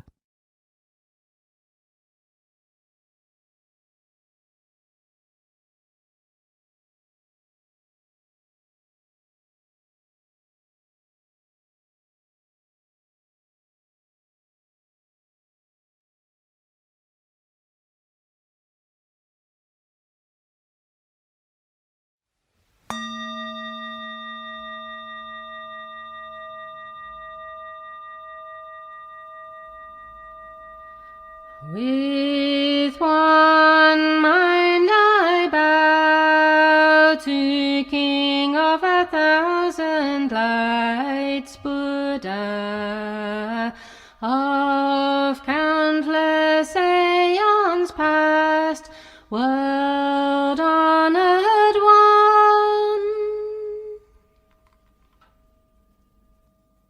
The worshipped and the worshipper are empty and still in nature.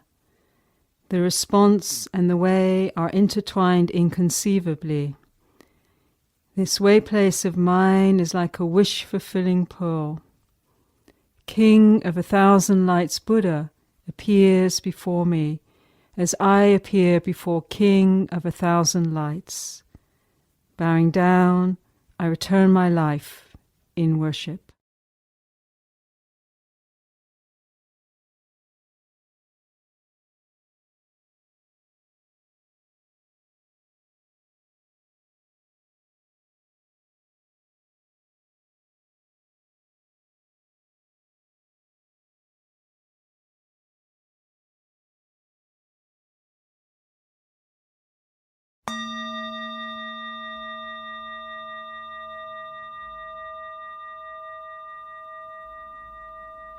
With one mind I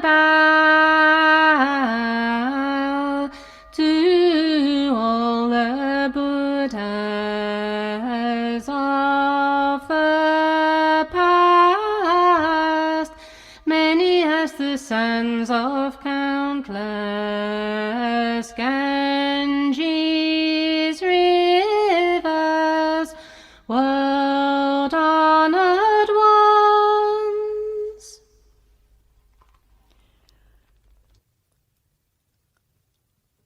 The worshipped and the worshipper are empty and still in nature. The response and the way are intertwined inconceivably. This way place of mine is like a wish-fulfilling pearl. All the Buddhas of the past, many as the sands of countless Ganges rivers, appear before me as I appear before all the Buddhas. Bowing down, I return my life in worship.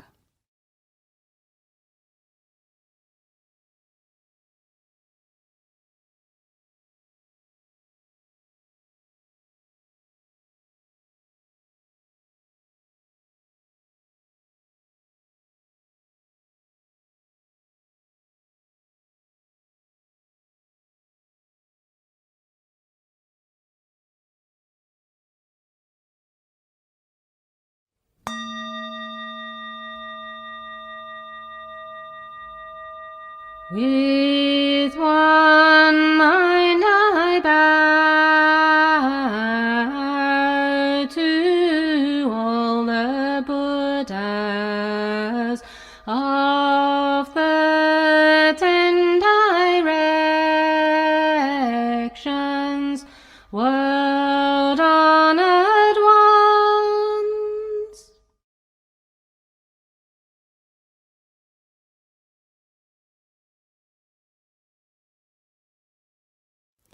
The worshipped and the worshipper are empty and still in nature.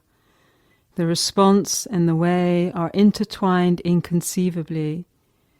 This way place of mine is like a wish-fulfilling pearl. All the Buddhas of the 10 directions appear before me, as I appear before all the Buddhas. Bowing down, I return my life in worship.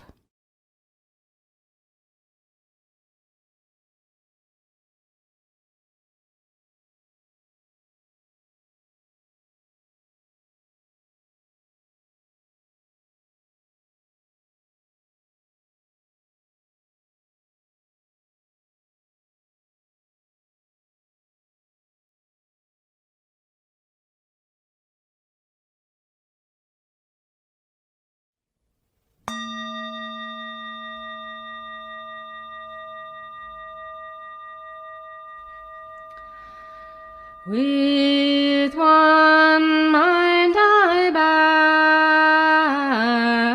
bow to the spiritual wonderful words of the Dharani of the greatly compassionate mind, perfect, full, unimpeded, vast and great.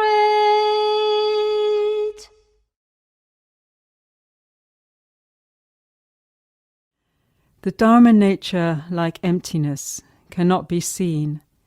The everlasting Dharma jewel is difficult to conceive of. With my 3 karmas of body, speech, and mind now in accord with Dharma, I pray that it will manifest and accept this offering.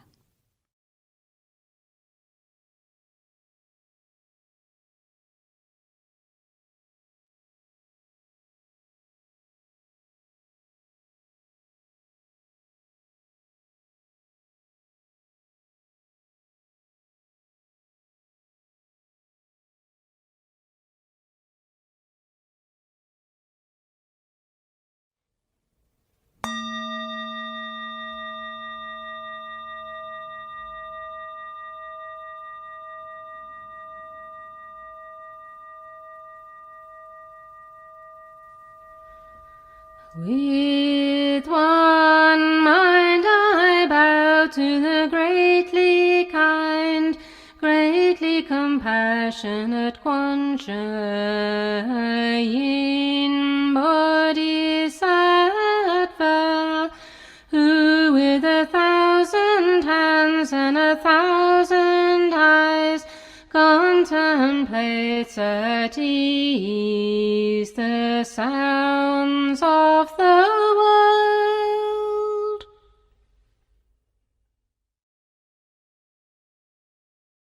The worshipped and the worshipper are empty and still in nature. The response and the way are intertwined inconceivably. This way place of mine is like a wish-fulfilling pearl.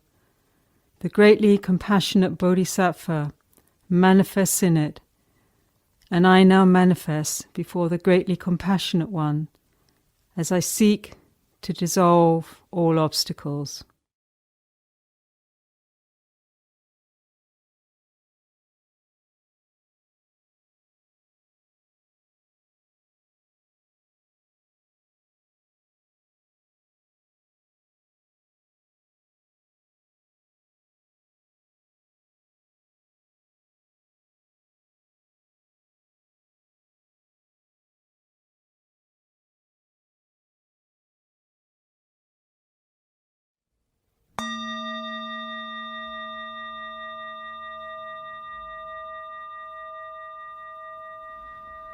With one mind I bow to the greatly kind, greatly compassionate Yin Bodhisattva, who with 1,000 hands and 1,000 eyes contemplates at ease the sounds of the world. The worshipped and the worshipper are empty and still in nature. The response and the way are intertwined inconceivably. This way place of mine is like a wish-fulfilling pearl. The greatly compassionate Bodhisattva manifests in it, and I now manifest before the greatly compassionate one as I seek to dissolve all obstacles.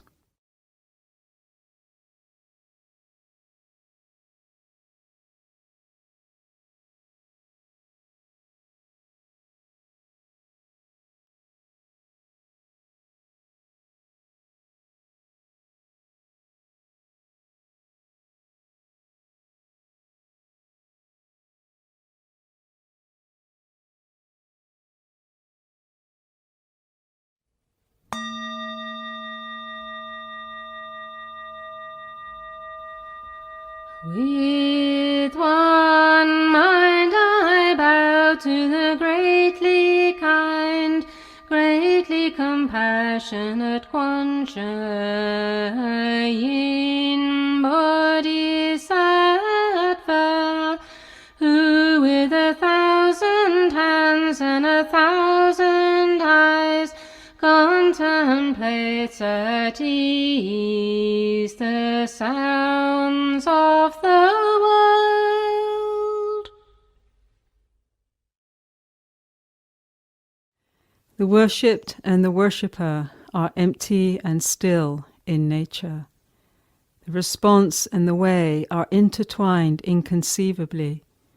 This way place of mine is like a wish-fulfilling pearl. The greatly compassionate Bodhisattva manifests in it, and I now manifest before the greatly compassionate one as I seek to dissolve all obstacles.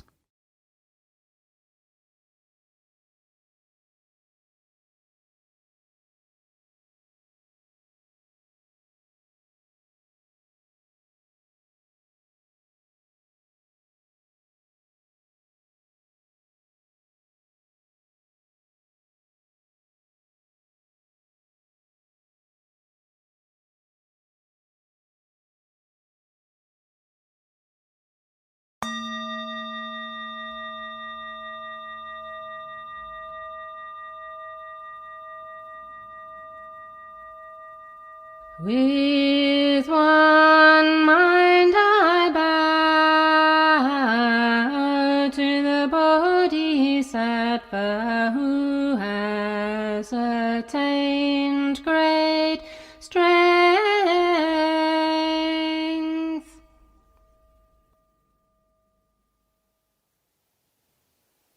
The worshipped and the worshipper are empty and still in nature.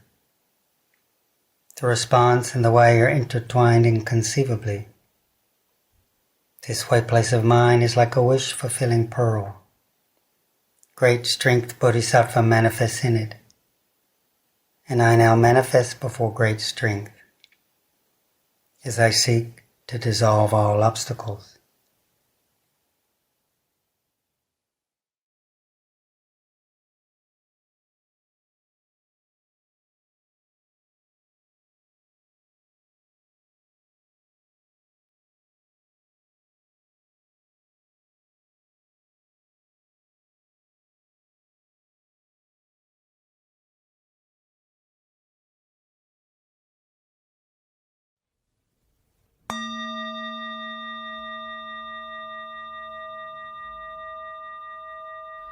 With one mind I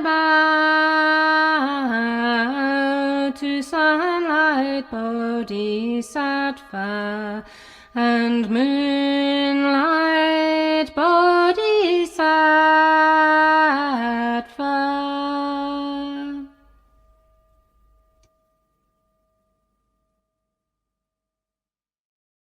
The worshipped and the worshipper are empty and still in nature.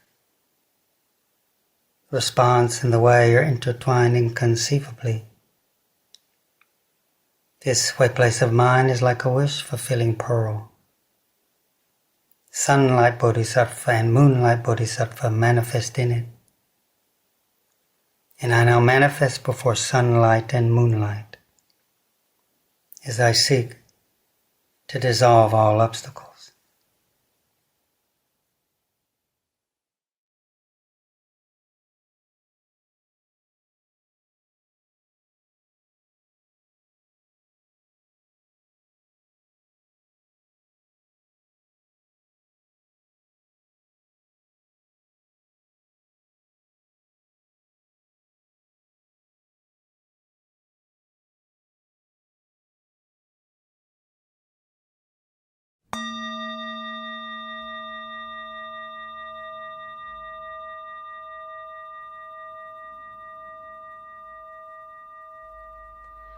With one mind I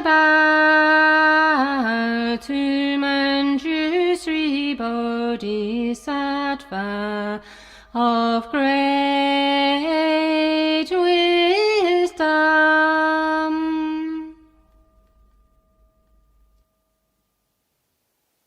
The worshipped and the worshipper are empty and still in nature. The response and the way are intertwined inconceivably. This way place of mind is like a wish-fulfilling pearl. Manjushri Bodhisattva manifests in it, and I now manifest before Manjushri as I seek to dissolve all obstacles.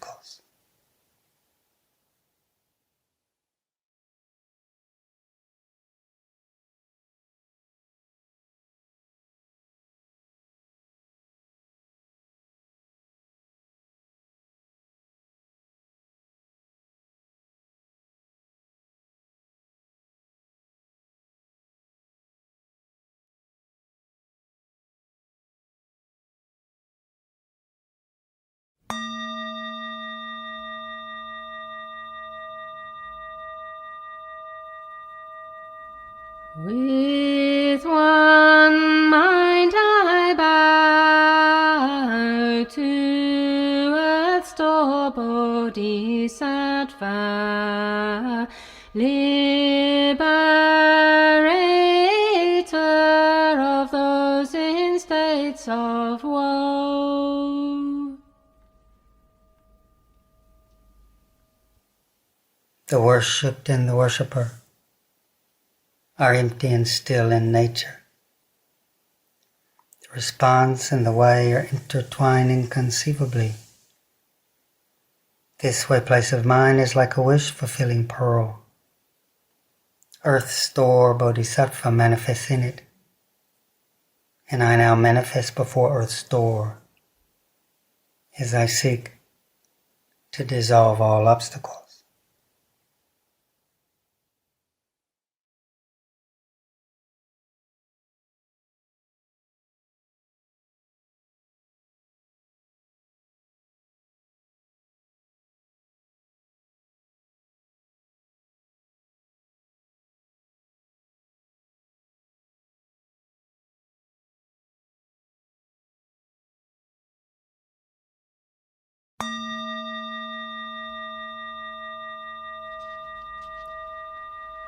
With one mind I bow to Samantabhadra Bodhisattva, holder of great vows.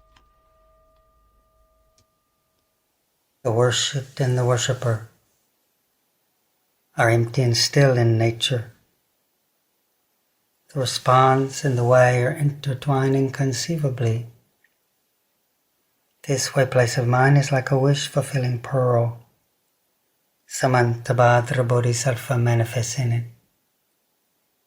And I now manifest before Samantabhadra as I seek to dissolve all obstacles.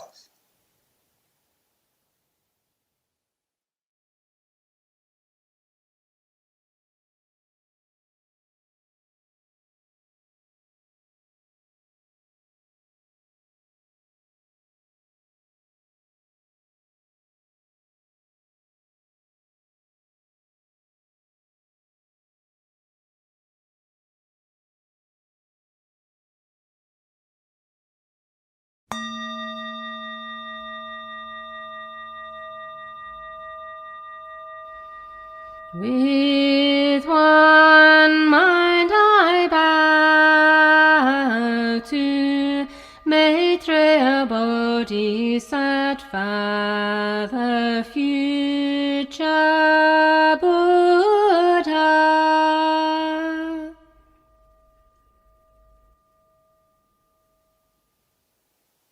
The worshipped and the worshipper are empty and still in nature. The response and the way are intertwined inconceivably.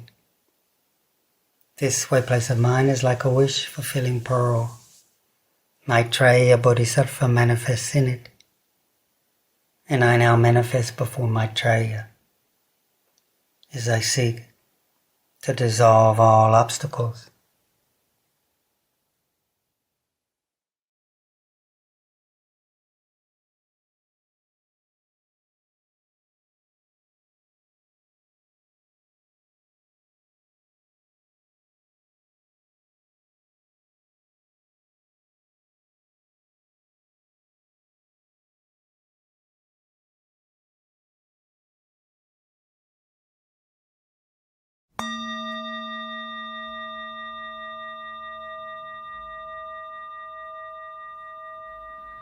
With one mind I bow to all the Bodhisattvas of the 10 directions and the 3 periods of time.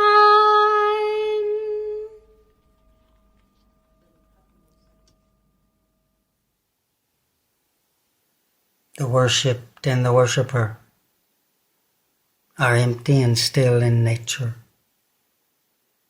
The response and the way are intertwined inconceivably. This way place of mind is like a wish-fulfilling pearl. All the Bodhisattvas of the 10 directions and 3 times manifest in it, and I now manifest before all Bodhisattvas as I seek to dissolve all obstacles.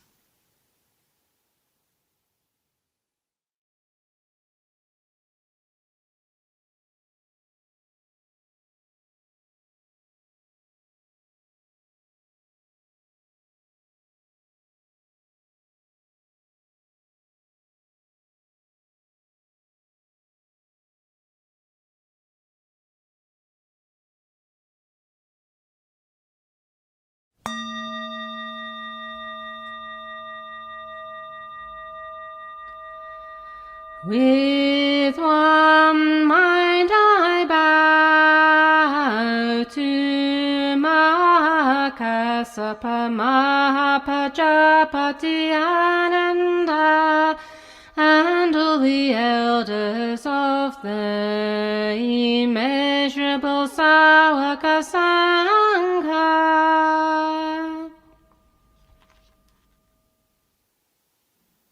The worshipped and the worshipper are empty and still in nature. The response and the way are intertwined inconceivably. This way place of mind is like a wish-fulfilling pearl. All the elders of the Sāvaka Sangha manifest in it, and I now manifest before the great Sangha as I seek to dissolve all obstacles.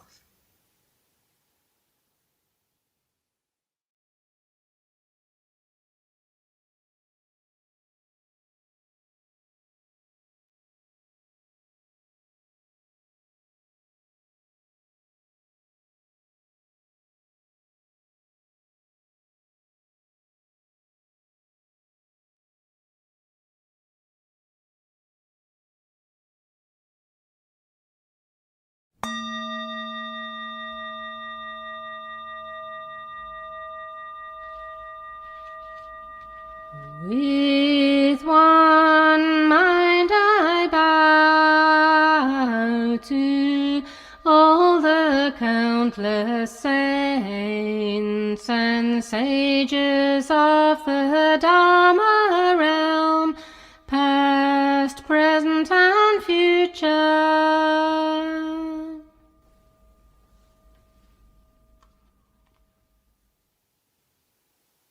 The worshipped and the worshipper are empty and still in nature.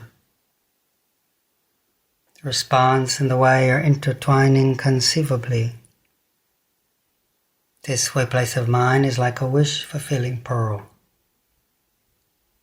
All the countless saints and sages of the Dharma realm manifest in it, and I now manifest before all saints and sages as I seek to dissolve all obstacles.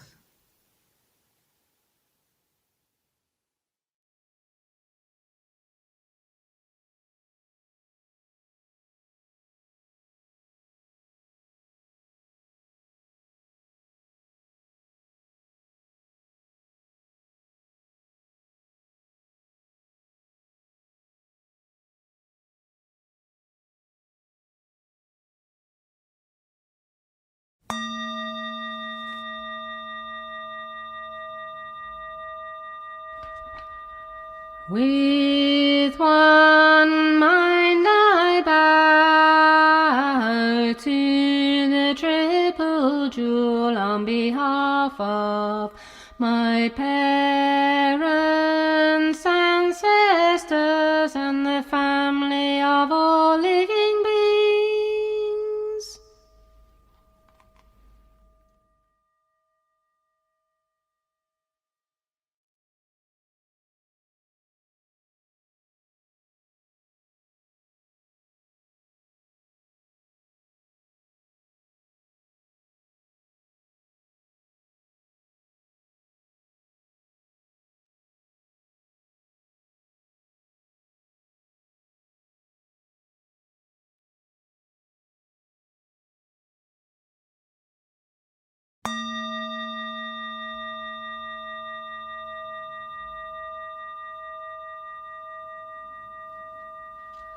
With one mind I bow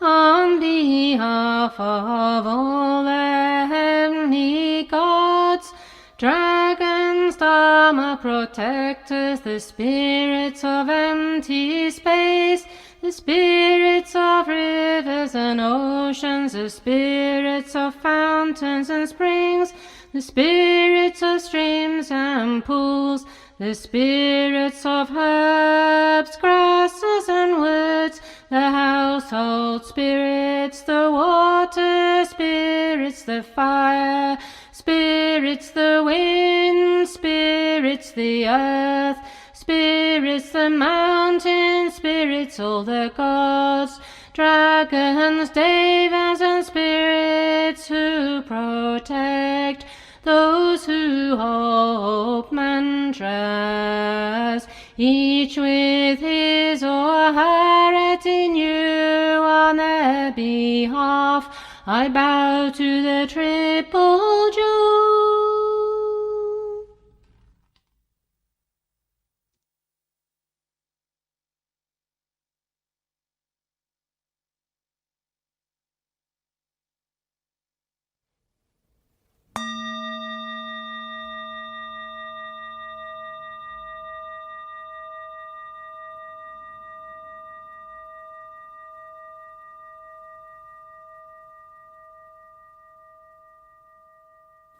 The sutra says, if there are those who wish to recite and bear in mind this mantra and bring forth a heart of kindness and compassion for all living beings, they should join me in making these vows.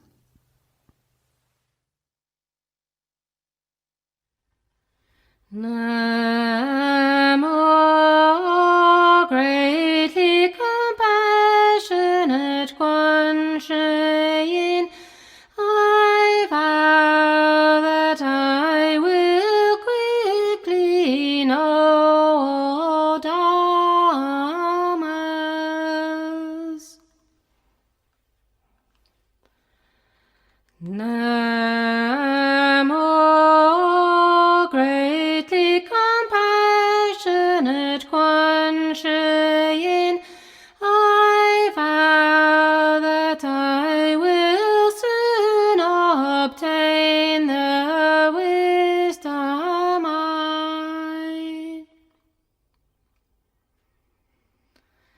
Namo, greatly compassionate Quan Shi Yin, I vow that I will quickly cross over the sea of suffering.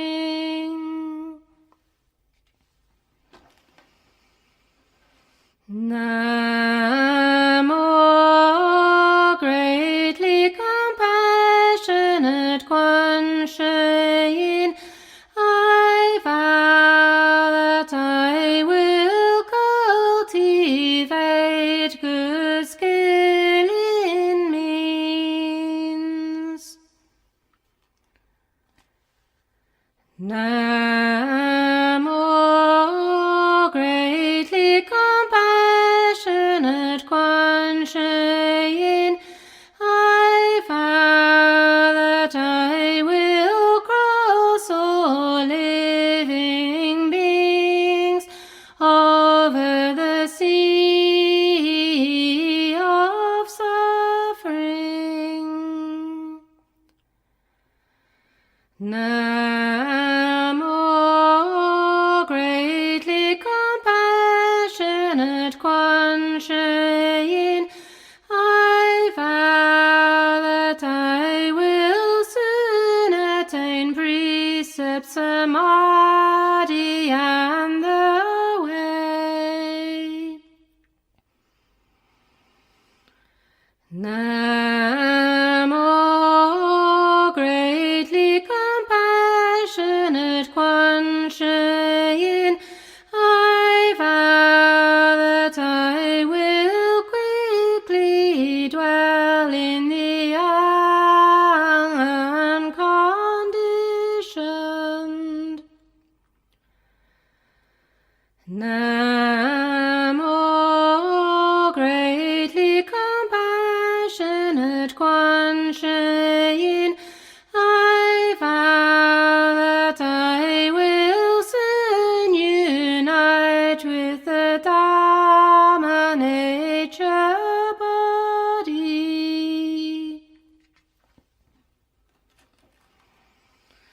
Namo, greatly compassionate Quan Shi Yin, I vow that I will climb Nirvana mountain.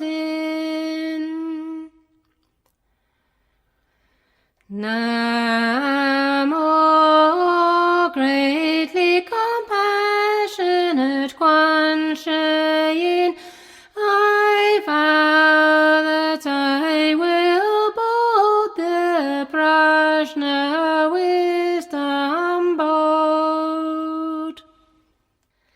If I face the hell's intense pain, hatred and despair, they will be transformed and disappear. If I face the hungry ghost, loss, anguish, burning need, hunger and thirst, they will become nourished and full. If I face the asuras, vast competition, merciless judgment and heartless disregard, their angry thoughts will be tamed. If I face animals bound by exploitation, fear, blind instinct and dullness, they will attain freedom and wisdom.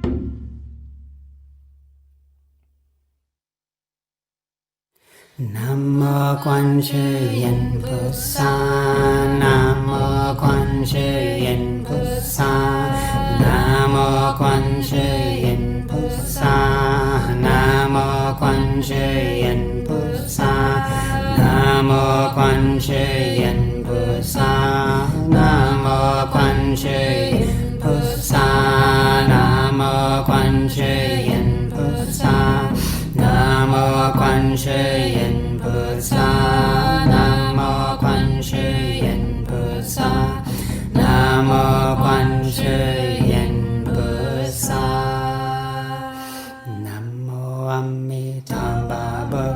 Namo Amitabha Buddha, Namo Amitabha Buddha, Namo Amitabha Buddha, Namo Amitabha Buddha, Namo Amitabha Buddha, Namo Amitabha Buddha, Namo Amitabha Buddha, Namo Amitabha Buddha, Namo Amitabha Buddha, Namo Amitabha Buddha.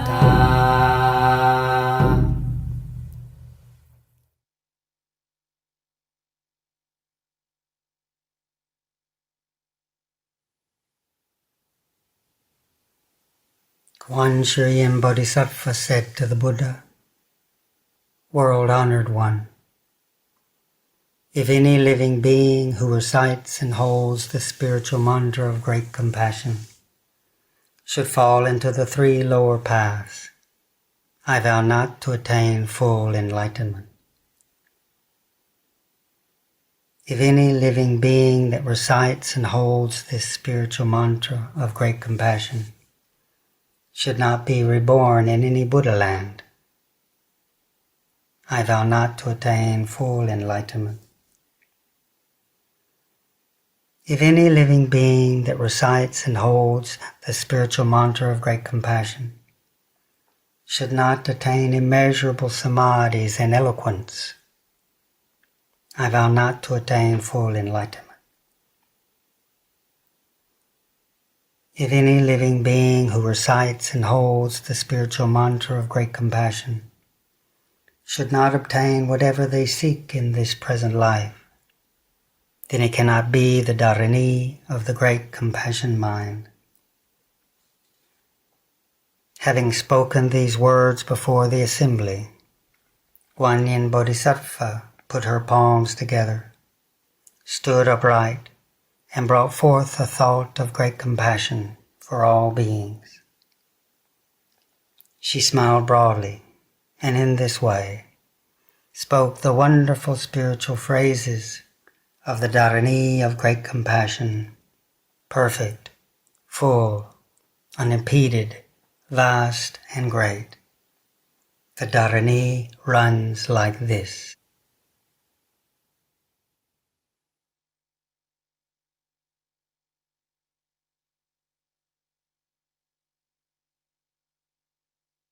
Namo Ladanandolaye Namo Aliye Bolujedi Shambalaye Bodhisattva Mohasattvaye Mohajaluni Jaye Nansapanlava Sodanodashi Namo Sijili Doi Mangali Balujidi Shafalalando Banamo Nolaji Silimo Ambando Samye Sampata Shupanga Shriyan Sapasado Namo Basa Namo Paje Mopfataro Rajutanana Palusilu Jari Jaladi Iksi Moha Bodhisattva Samba Samba Mola Mola Mosi Mosi Lito Yan Julu Julu Dulu Dulu Fashiyere Moha Fashiyere Dala Dala Dili Nisha Fall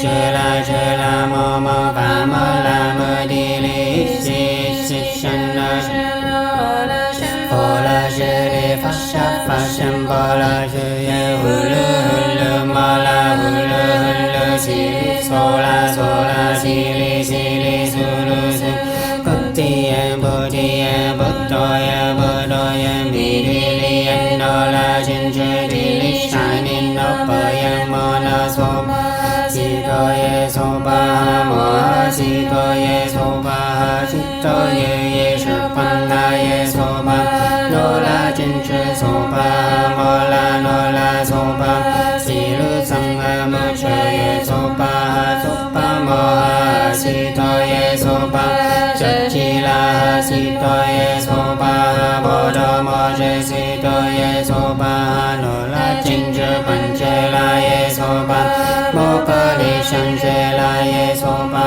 Namo Ladanandolaye Namo Aliyam Bolu Jedi Shambolaye Soba Nansi Dandama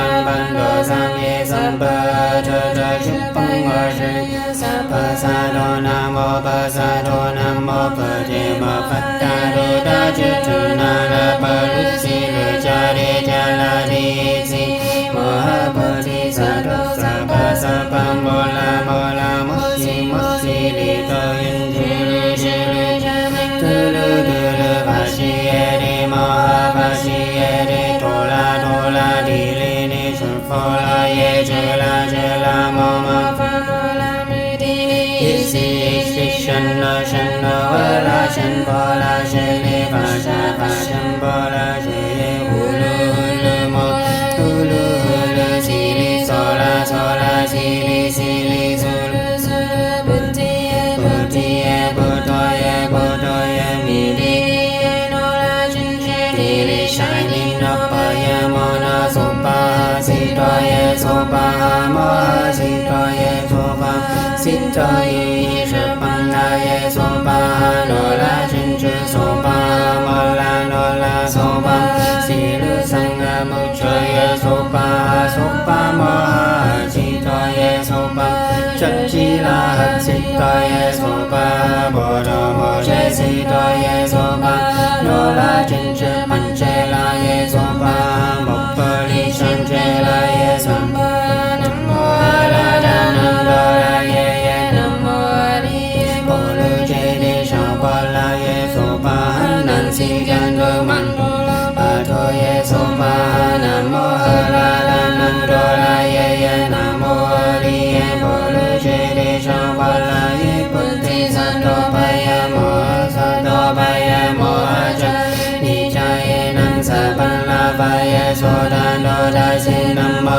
si li to yin mang ga li yin pa lu chi di shu fa la lan do pa nam mo do la si li mo an pan do sam ye sam pa ta shu pang ma shi yan sa pa sa do nam mo pa sa do nam mo pa je mo fa ta do da shu tu na la pa lu si lu cha re cha la di si li mo pa di sa pa mo la mo si li to yan shu lu cha tu lu fa shi ye de mo ha fa shi ye de to la di li shu ho la ye je la mo fa mo la mu di li si shan na wa la shan po la she li fa shan po la she ye hu lu mo la hu lu si so la si li su lu pu ti ye pu to ye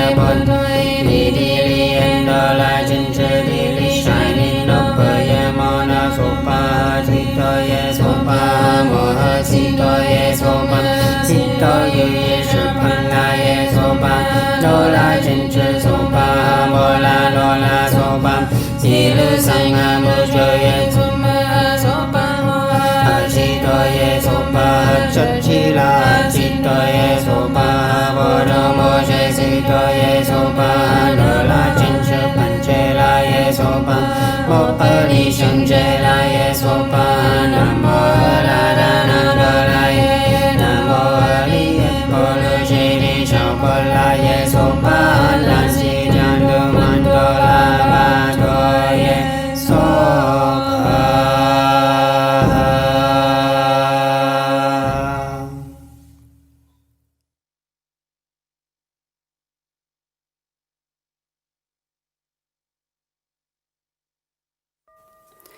Nam mô Quan Thế Âm Bồ Tát.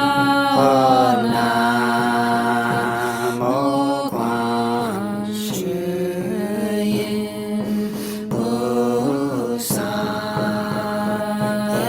Nam mô Quan Thế Âm Bồ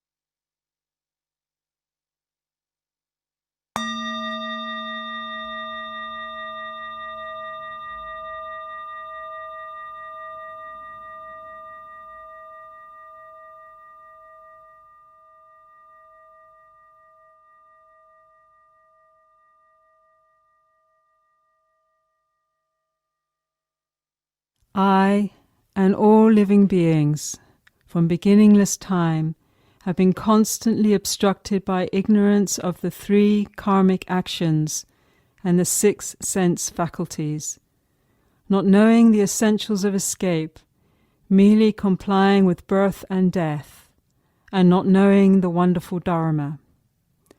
Now, although I know, I continue, along with all other living beings, to be hindered by all kinds of difficult conditions. Now, before Guan Yin and the Buddhas of the 10 directions, for the sake of living beings everywhere, I acknowledge harm I have done, and I return my life, making a clear intention to transform my unskillful tendencies, praying there will be protection and that offenses are dissolved.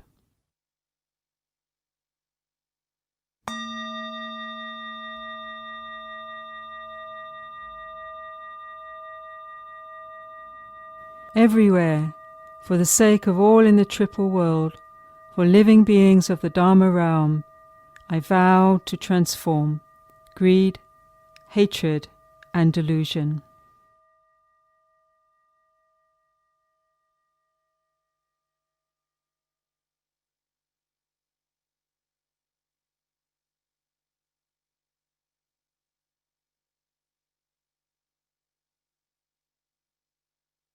Along with living beings from beginningless time, because of attachments and deluded views based on a distorted selfishness, I have committed countless unwholesome deeds.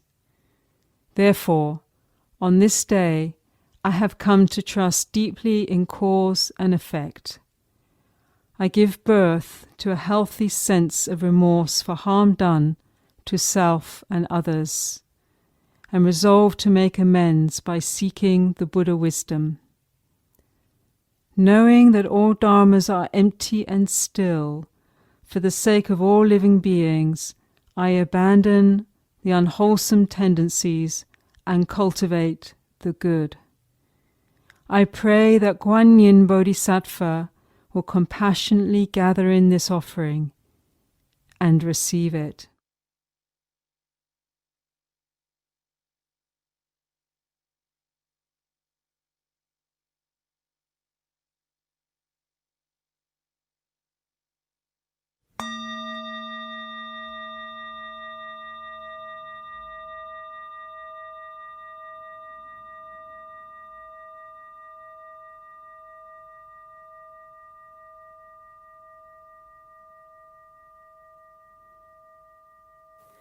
Namo Thabe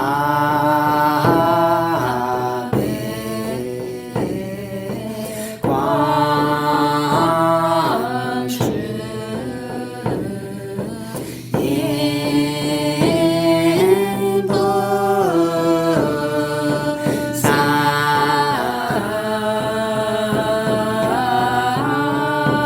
Na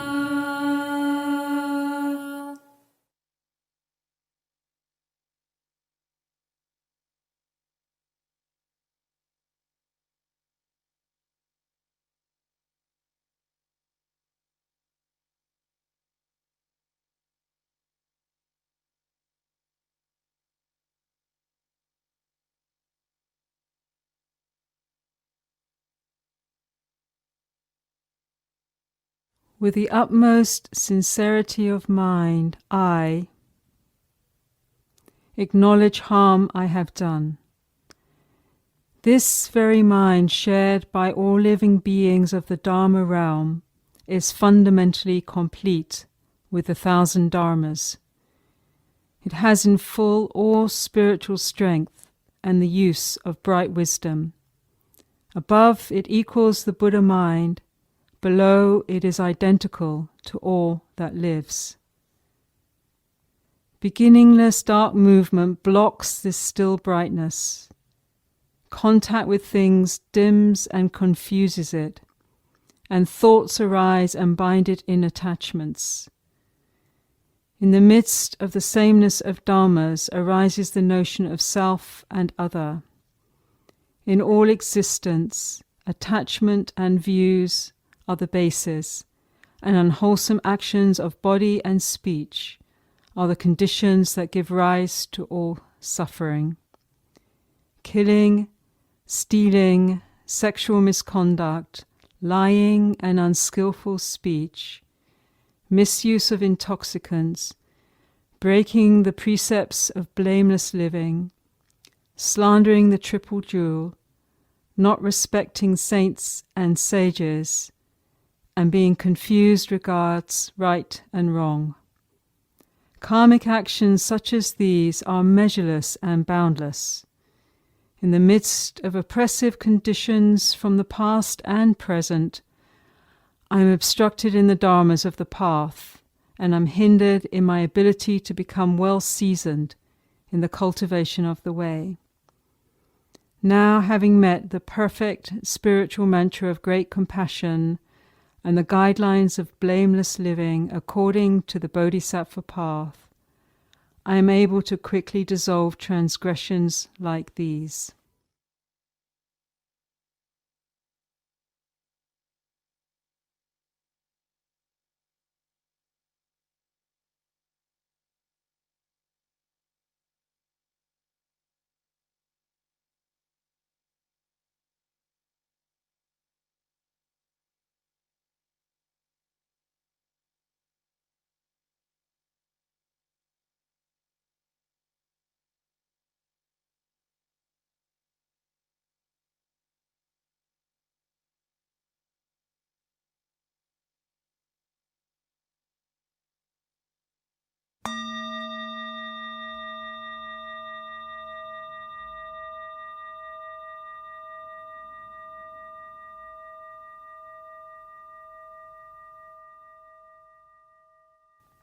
Together, we acknowledge our heartbreak at the devastation and harm done to the bounteous sacred earth, to our ecosystems that are tortured due to our greed, to the multitudes of peoples decimated through wars, enslavement, oppression, the coveting of their land, theft of their resources, and the lack of respect for their rights, to the billions of animals and creatures who suffer abuse, death, and extinction at our hands, to the exploitation of the great oceans, rivers, magnificent forests, lakes, and waterways, mountain tops, minerals, and forms of life that cannot defend against our aggression.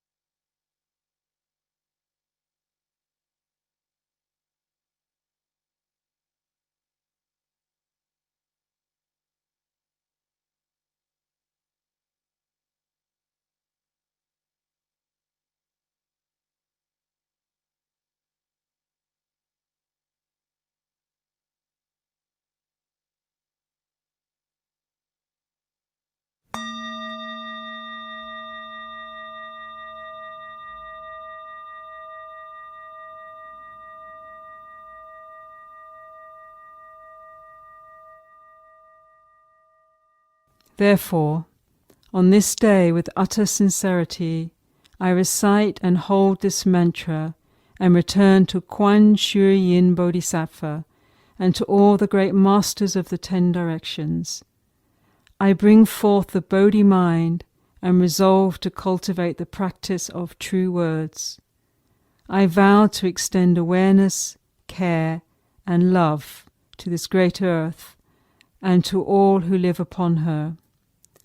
Together with all living beings, we confess all wrongdoings, seeking freedom from all obstruction.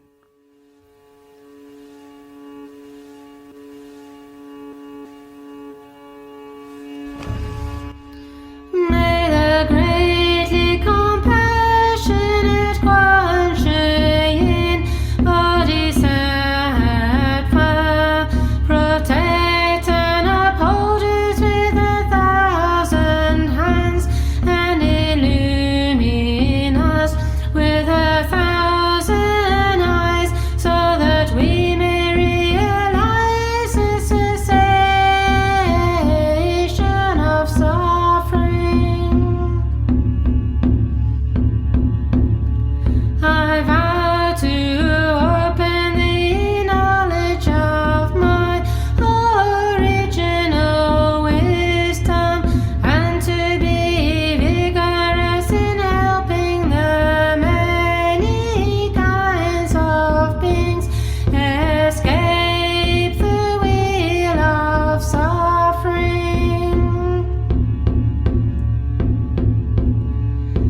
Now that acknowledgement of harm done and the vows of repentance and aspiration are made, I return my life to the triple jewel, the timeless refuge that leads all beings to the radiant heart that is our true home.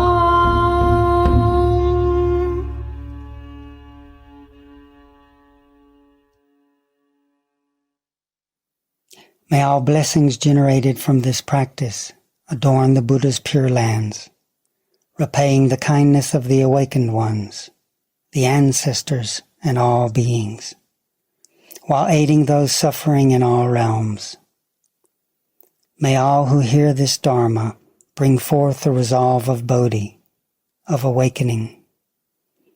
As we purify and transform obstructive karma, may we join together in one body, heart, and mind, sustaining the Bodhisattva intention in service of all.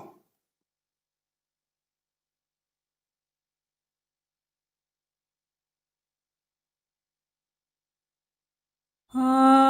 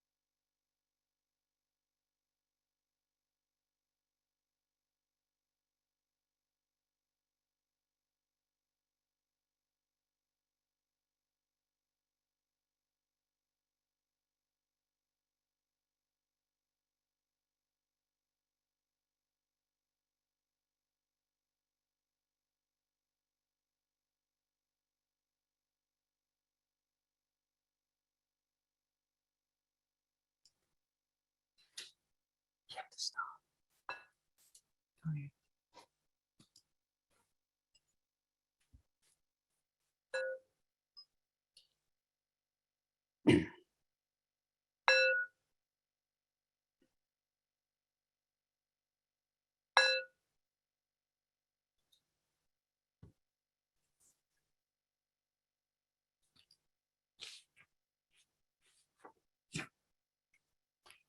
So,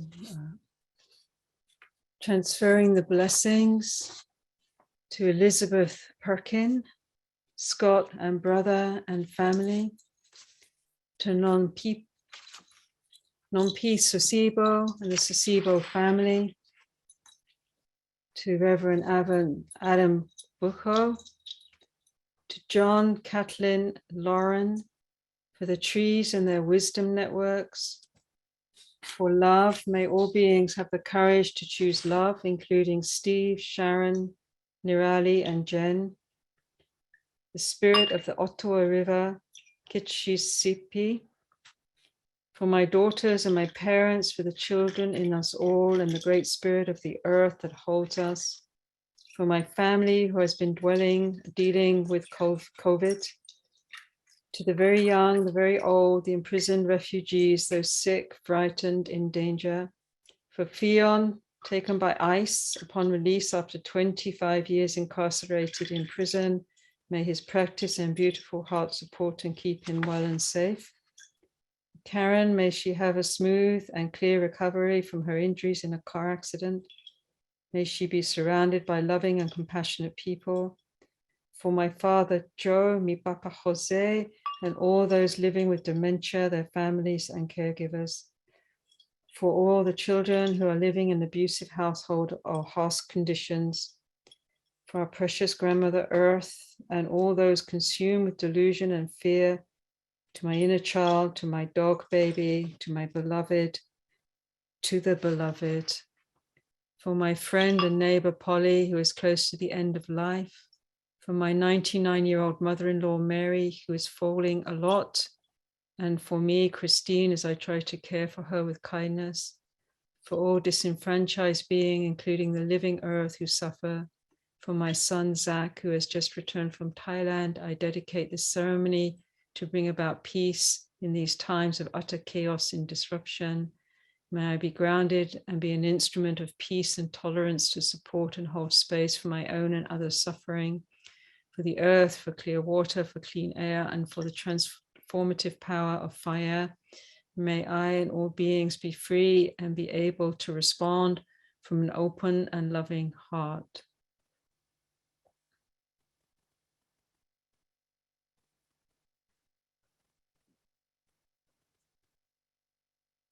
For all beings everywhere, in all situations, to the very, very old, the imprisoned, refugees, those sick, frightened, in danger, to all beings incarcerated in animal, industrial farms, to all animals everywhere, all creatures, to Mother Earth, to all beings, near, far, in all periods of time and in all directions. May we transfer blessings from this ceremony, that there be peace, that there will be the overcoming of greed, hatred, and delusion.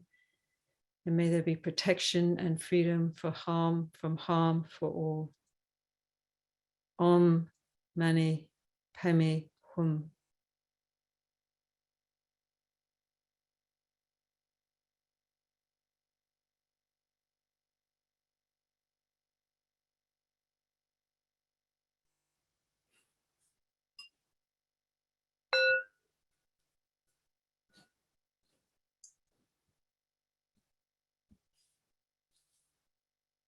Thank you for joining us, everyone. It's a pleasure to be with you. And tomorrow we'll meet again. And the main part of tomorrow, as you've seen perhaps in the write-up, is the offering of 108 great compassion mantras, which takes nearly 3 hours. This is dedication for this coming year, for all the things that we would like it to be, and for all freedom from suffering. transformation of these shadows into the shifts that are needed at very profound systemic levels, for breaking the spell of confusion and delusion about what's happening, so that we may, in our fullness of energy, respond with clarity, with compassion, with fierce compassion where needed, and with wisdom. So if you would like to join us, it's quite a long process. Vicky and Fabrizio will be holding it. We'll be there too. And holding it meaning that there'll be just sort of getting it going, and it will go. It's pre-recorded. You heard the 3 Great Compassion mantras. It's that on a loop. And there'll be some pauses in between. You can come and go. You can get a cup of tea. You can sit in. You can join in. Just to be part of that energy that will be rolling tomorrow morning. But we'll also be doing a blessing before that for the new year. So if you want to just come for that part at the very beginning, we'll be sort of yes, all of us together, and Kittisaro will be vocalizing that for us on our behalf. If you have the time to do the 108, that's a wonderful practice that from time to time, Thanissara and I really benefit from, enjoy doing, as it breaks up and transmutes and dissolves obstructions within, but then allows, as Thanissara was beautifully saying, allow us to become purified vessels, so that the blessings, the healing blessings of the pure heart of Mother Nature's essence can flow through us. And collectively, as we do this, it is a wonderful offering that we can give back in this perilous time for the dissolving of obstruction, the overcoming of the evil impulses that they might not take hold of the minds and hearts of living beings, for the breaking of the spell, for the return to decency, to generous, kind, responsive, wise and reflective manifestation on this earth. Thank you. Sadhu, thank you. So just seeing everyone in the gallery. Stay well, have a good rest of the day, and see you tomorrow.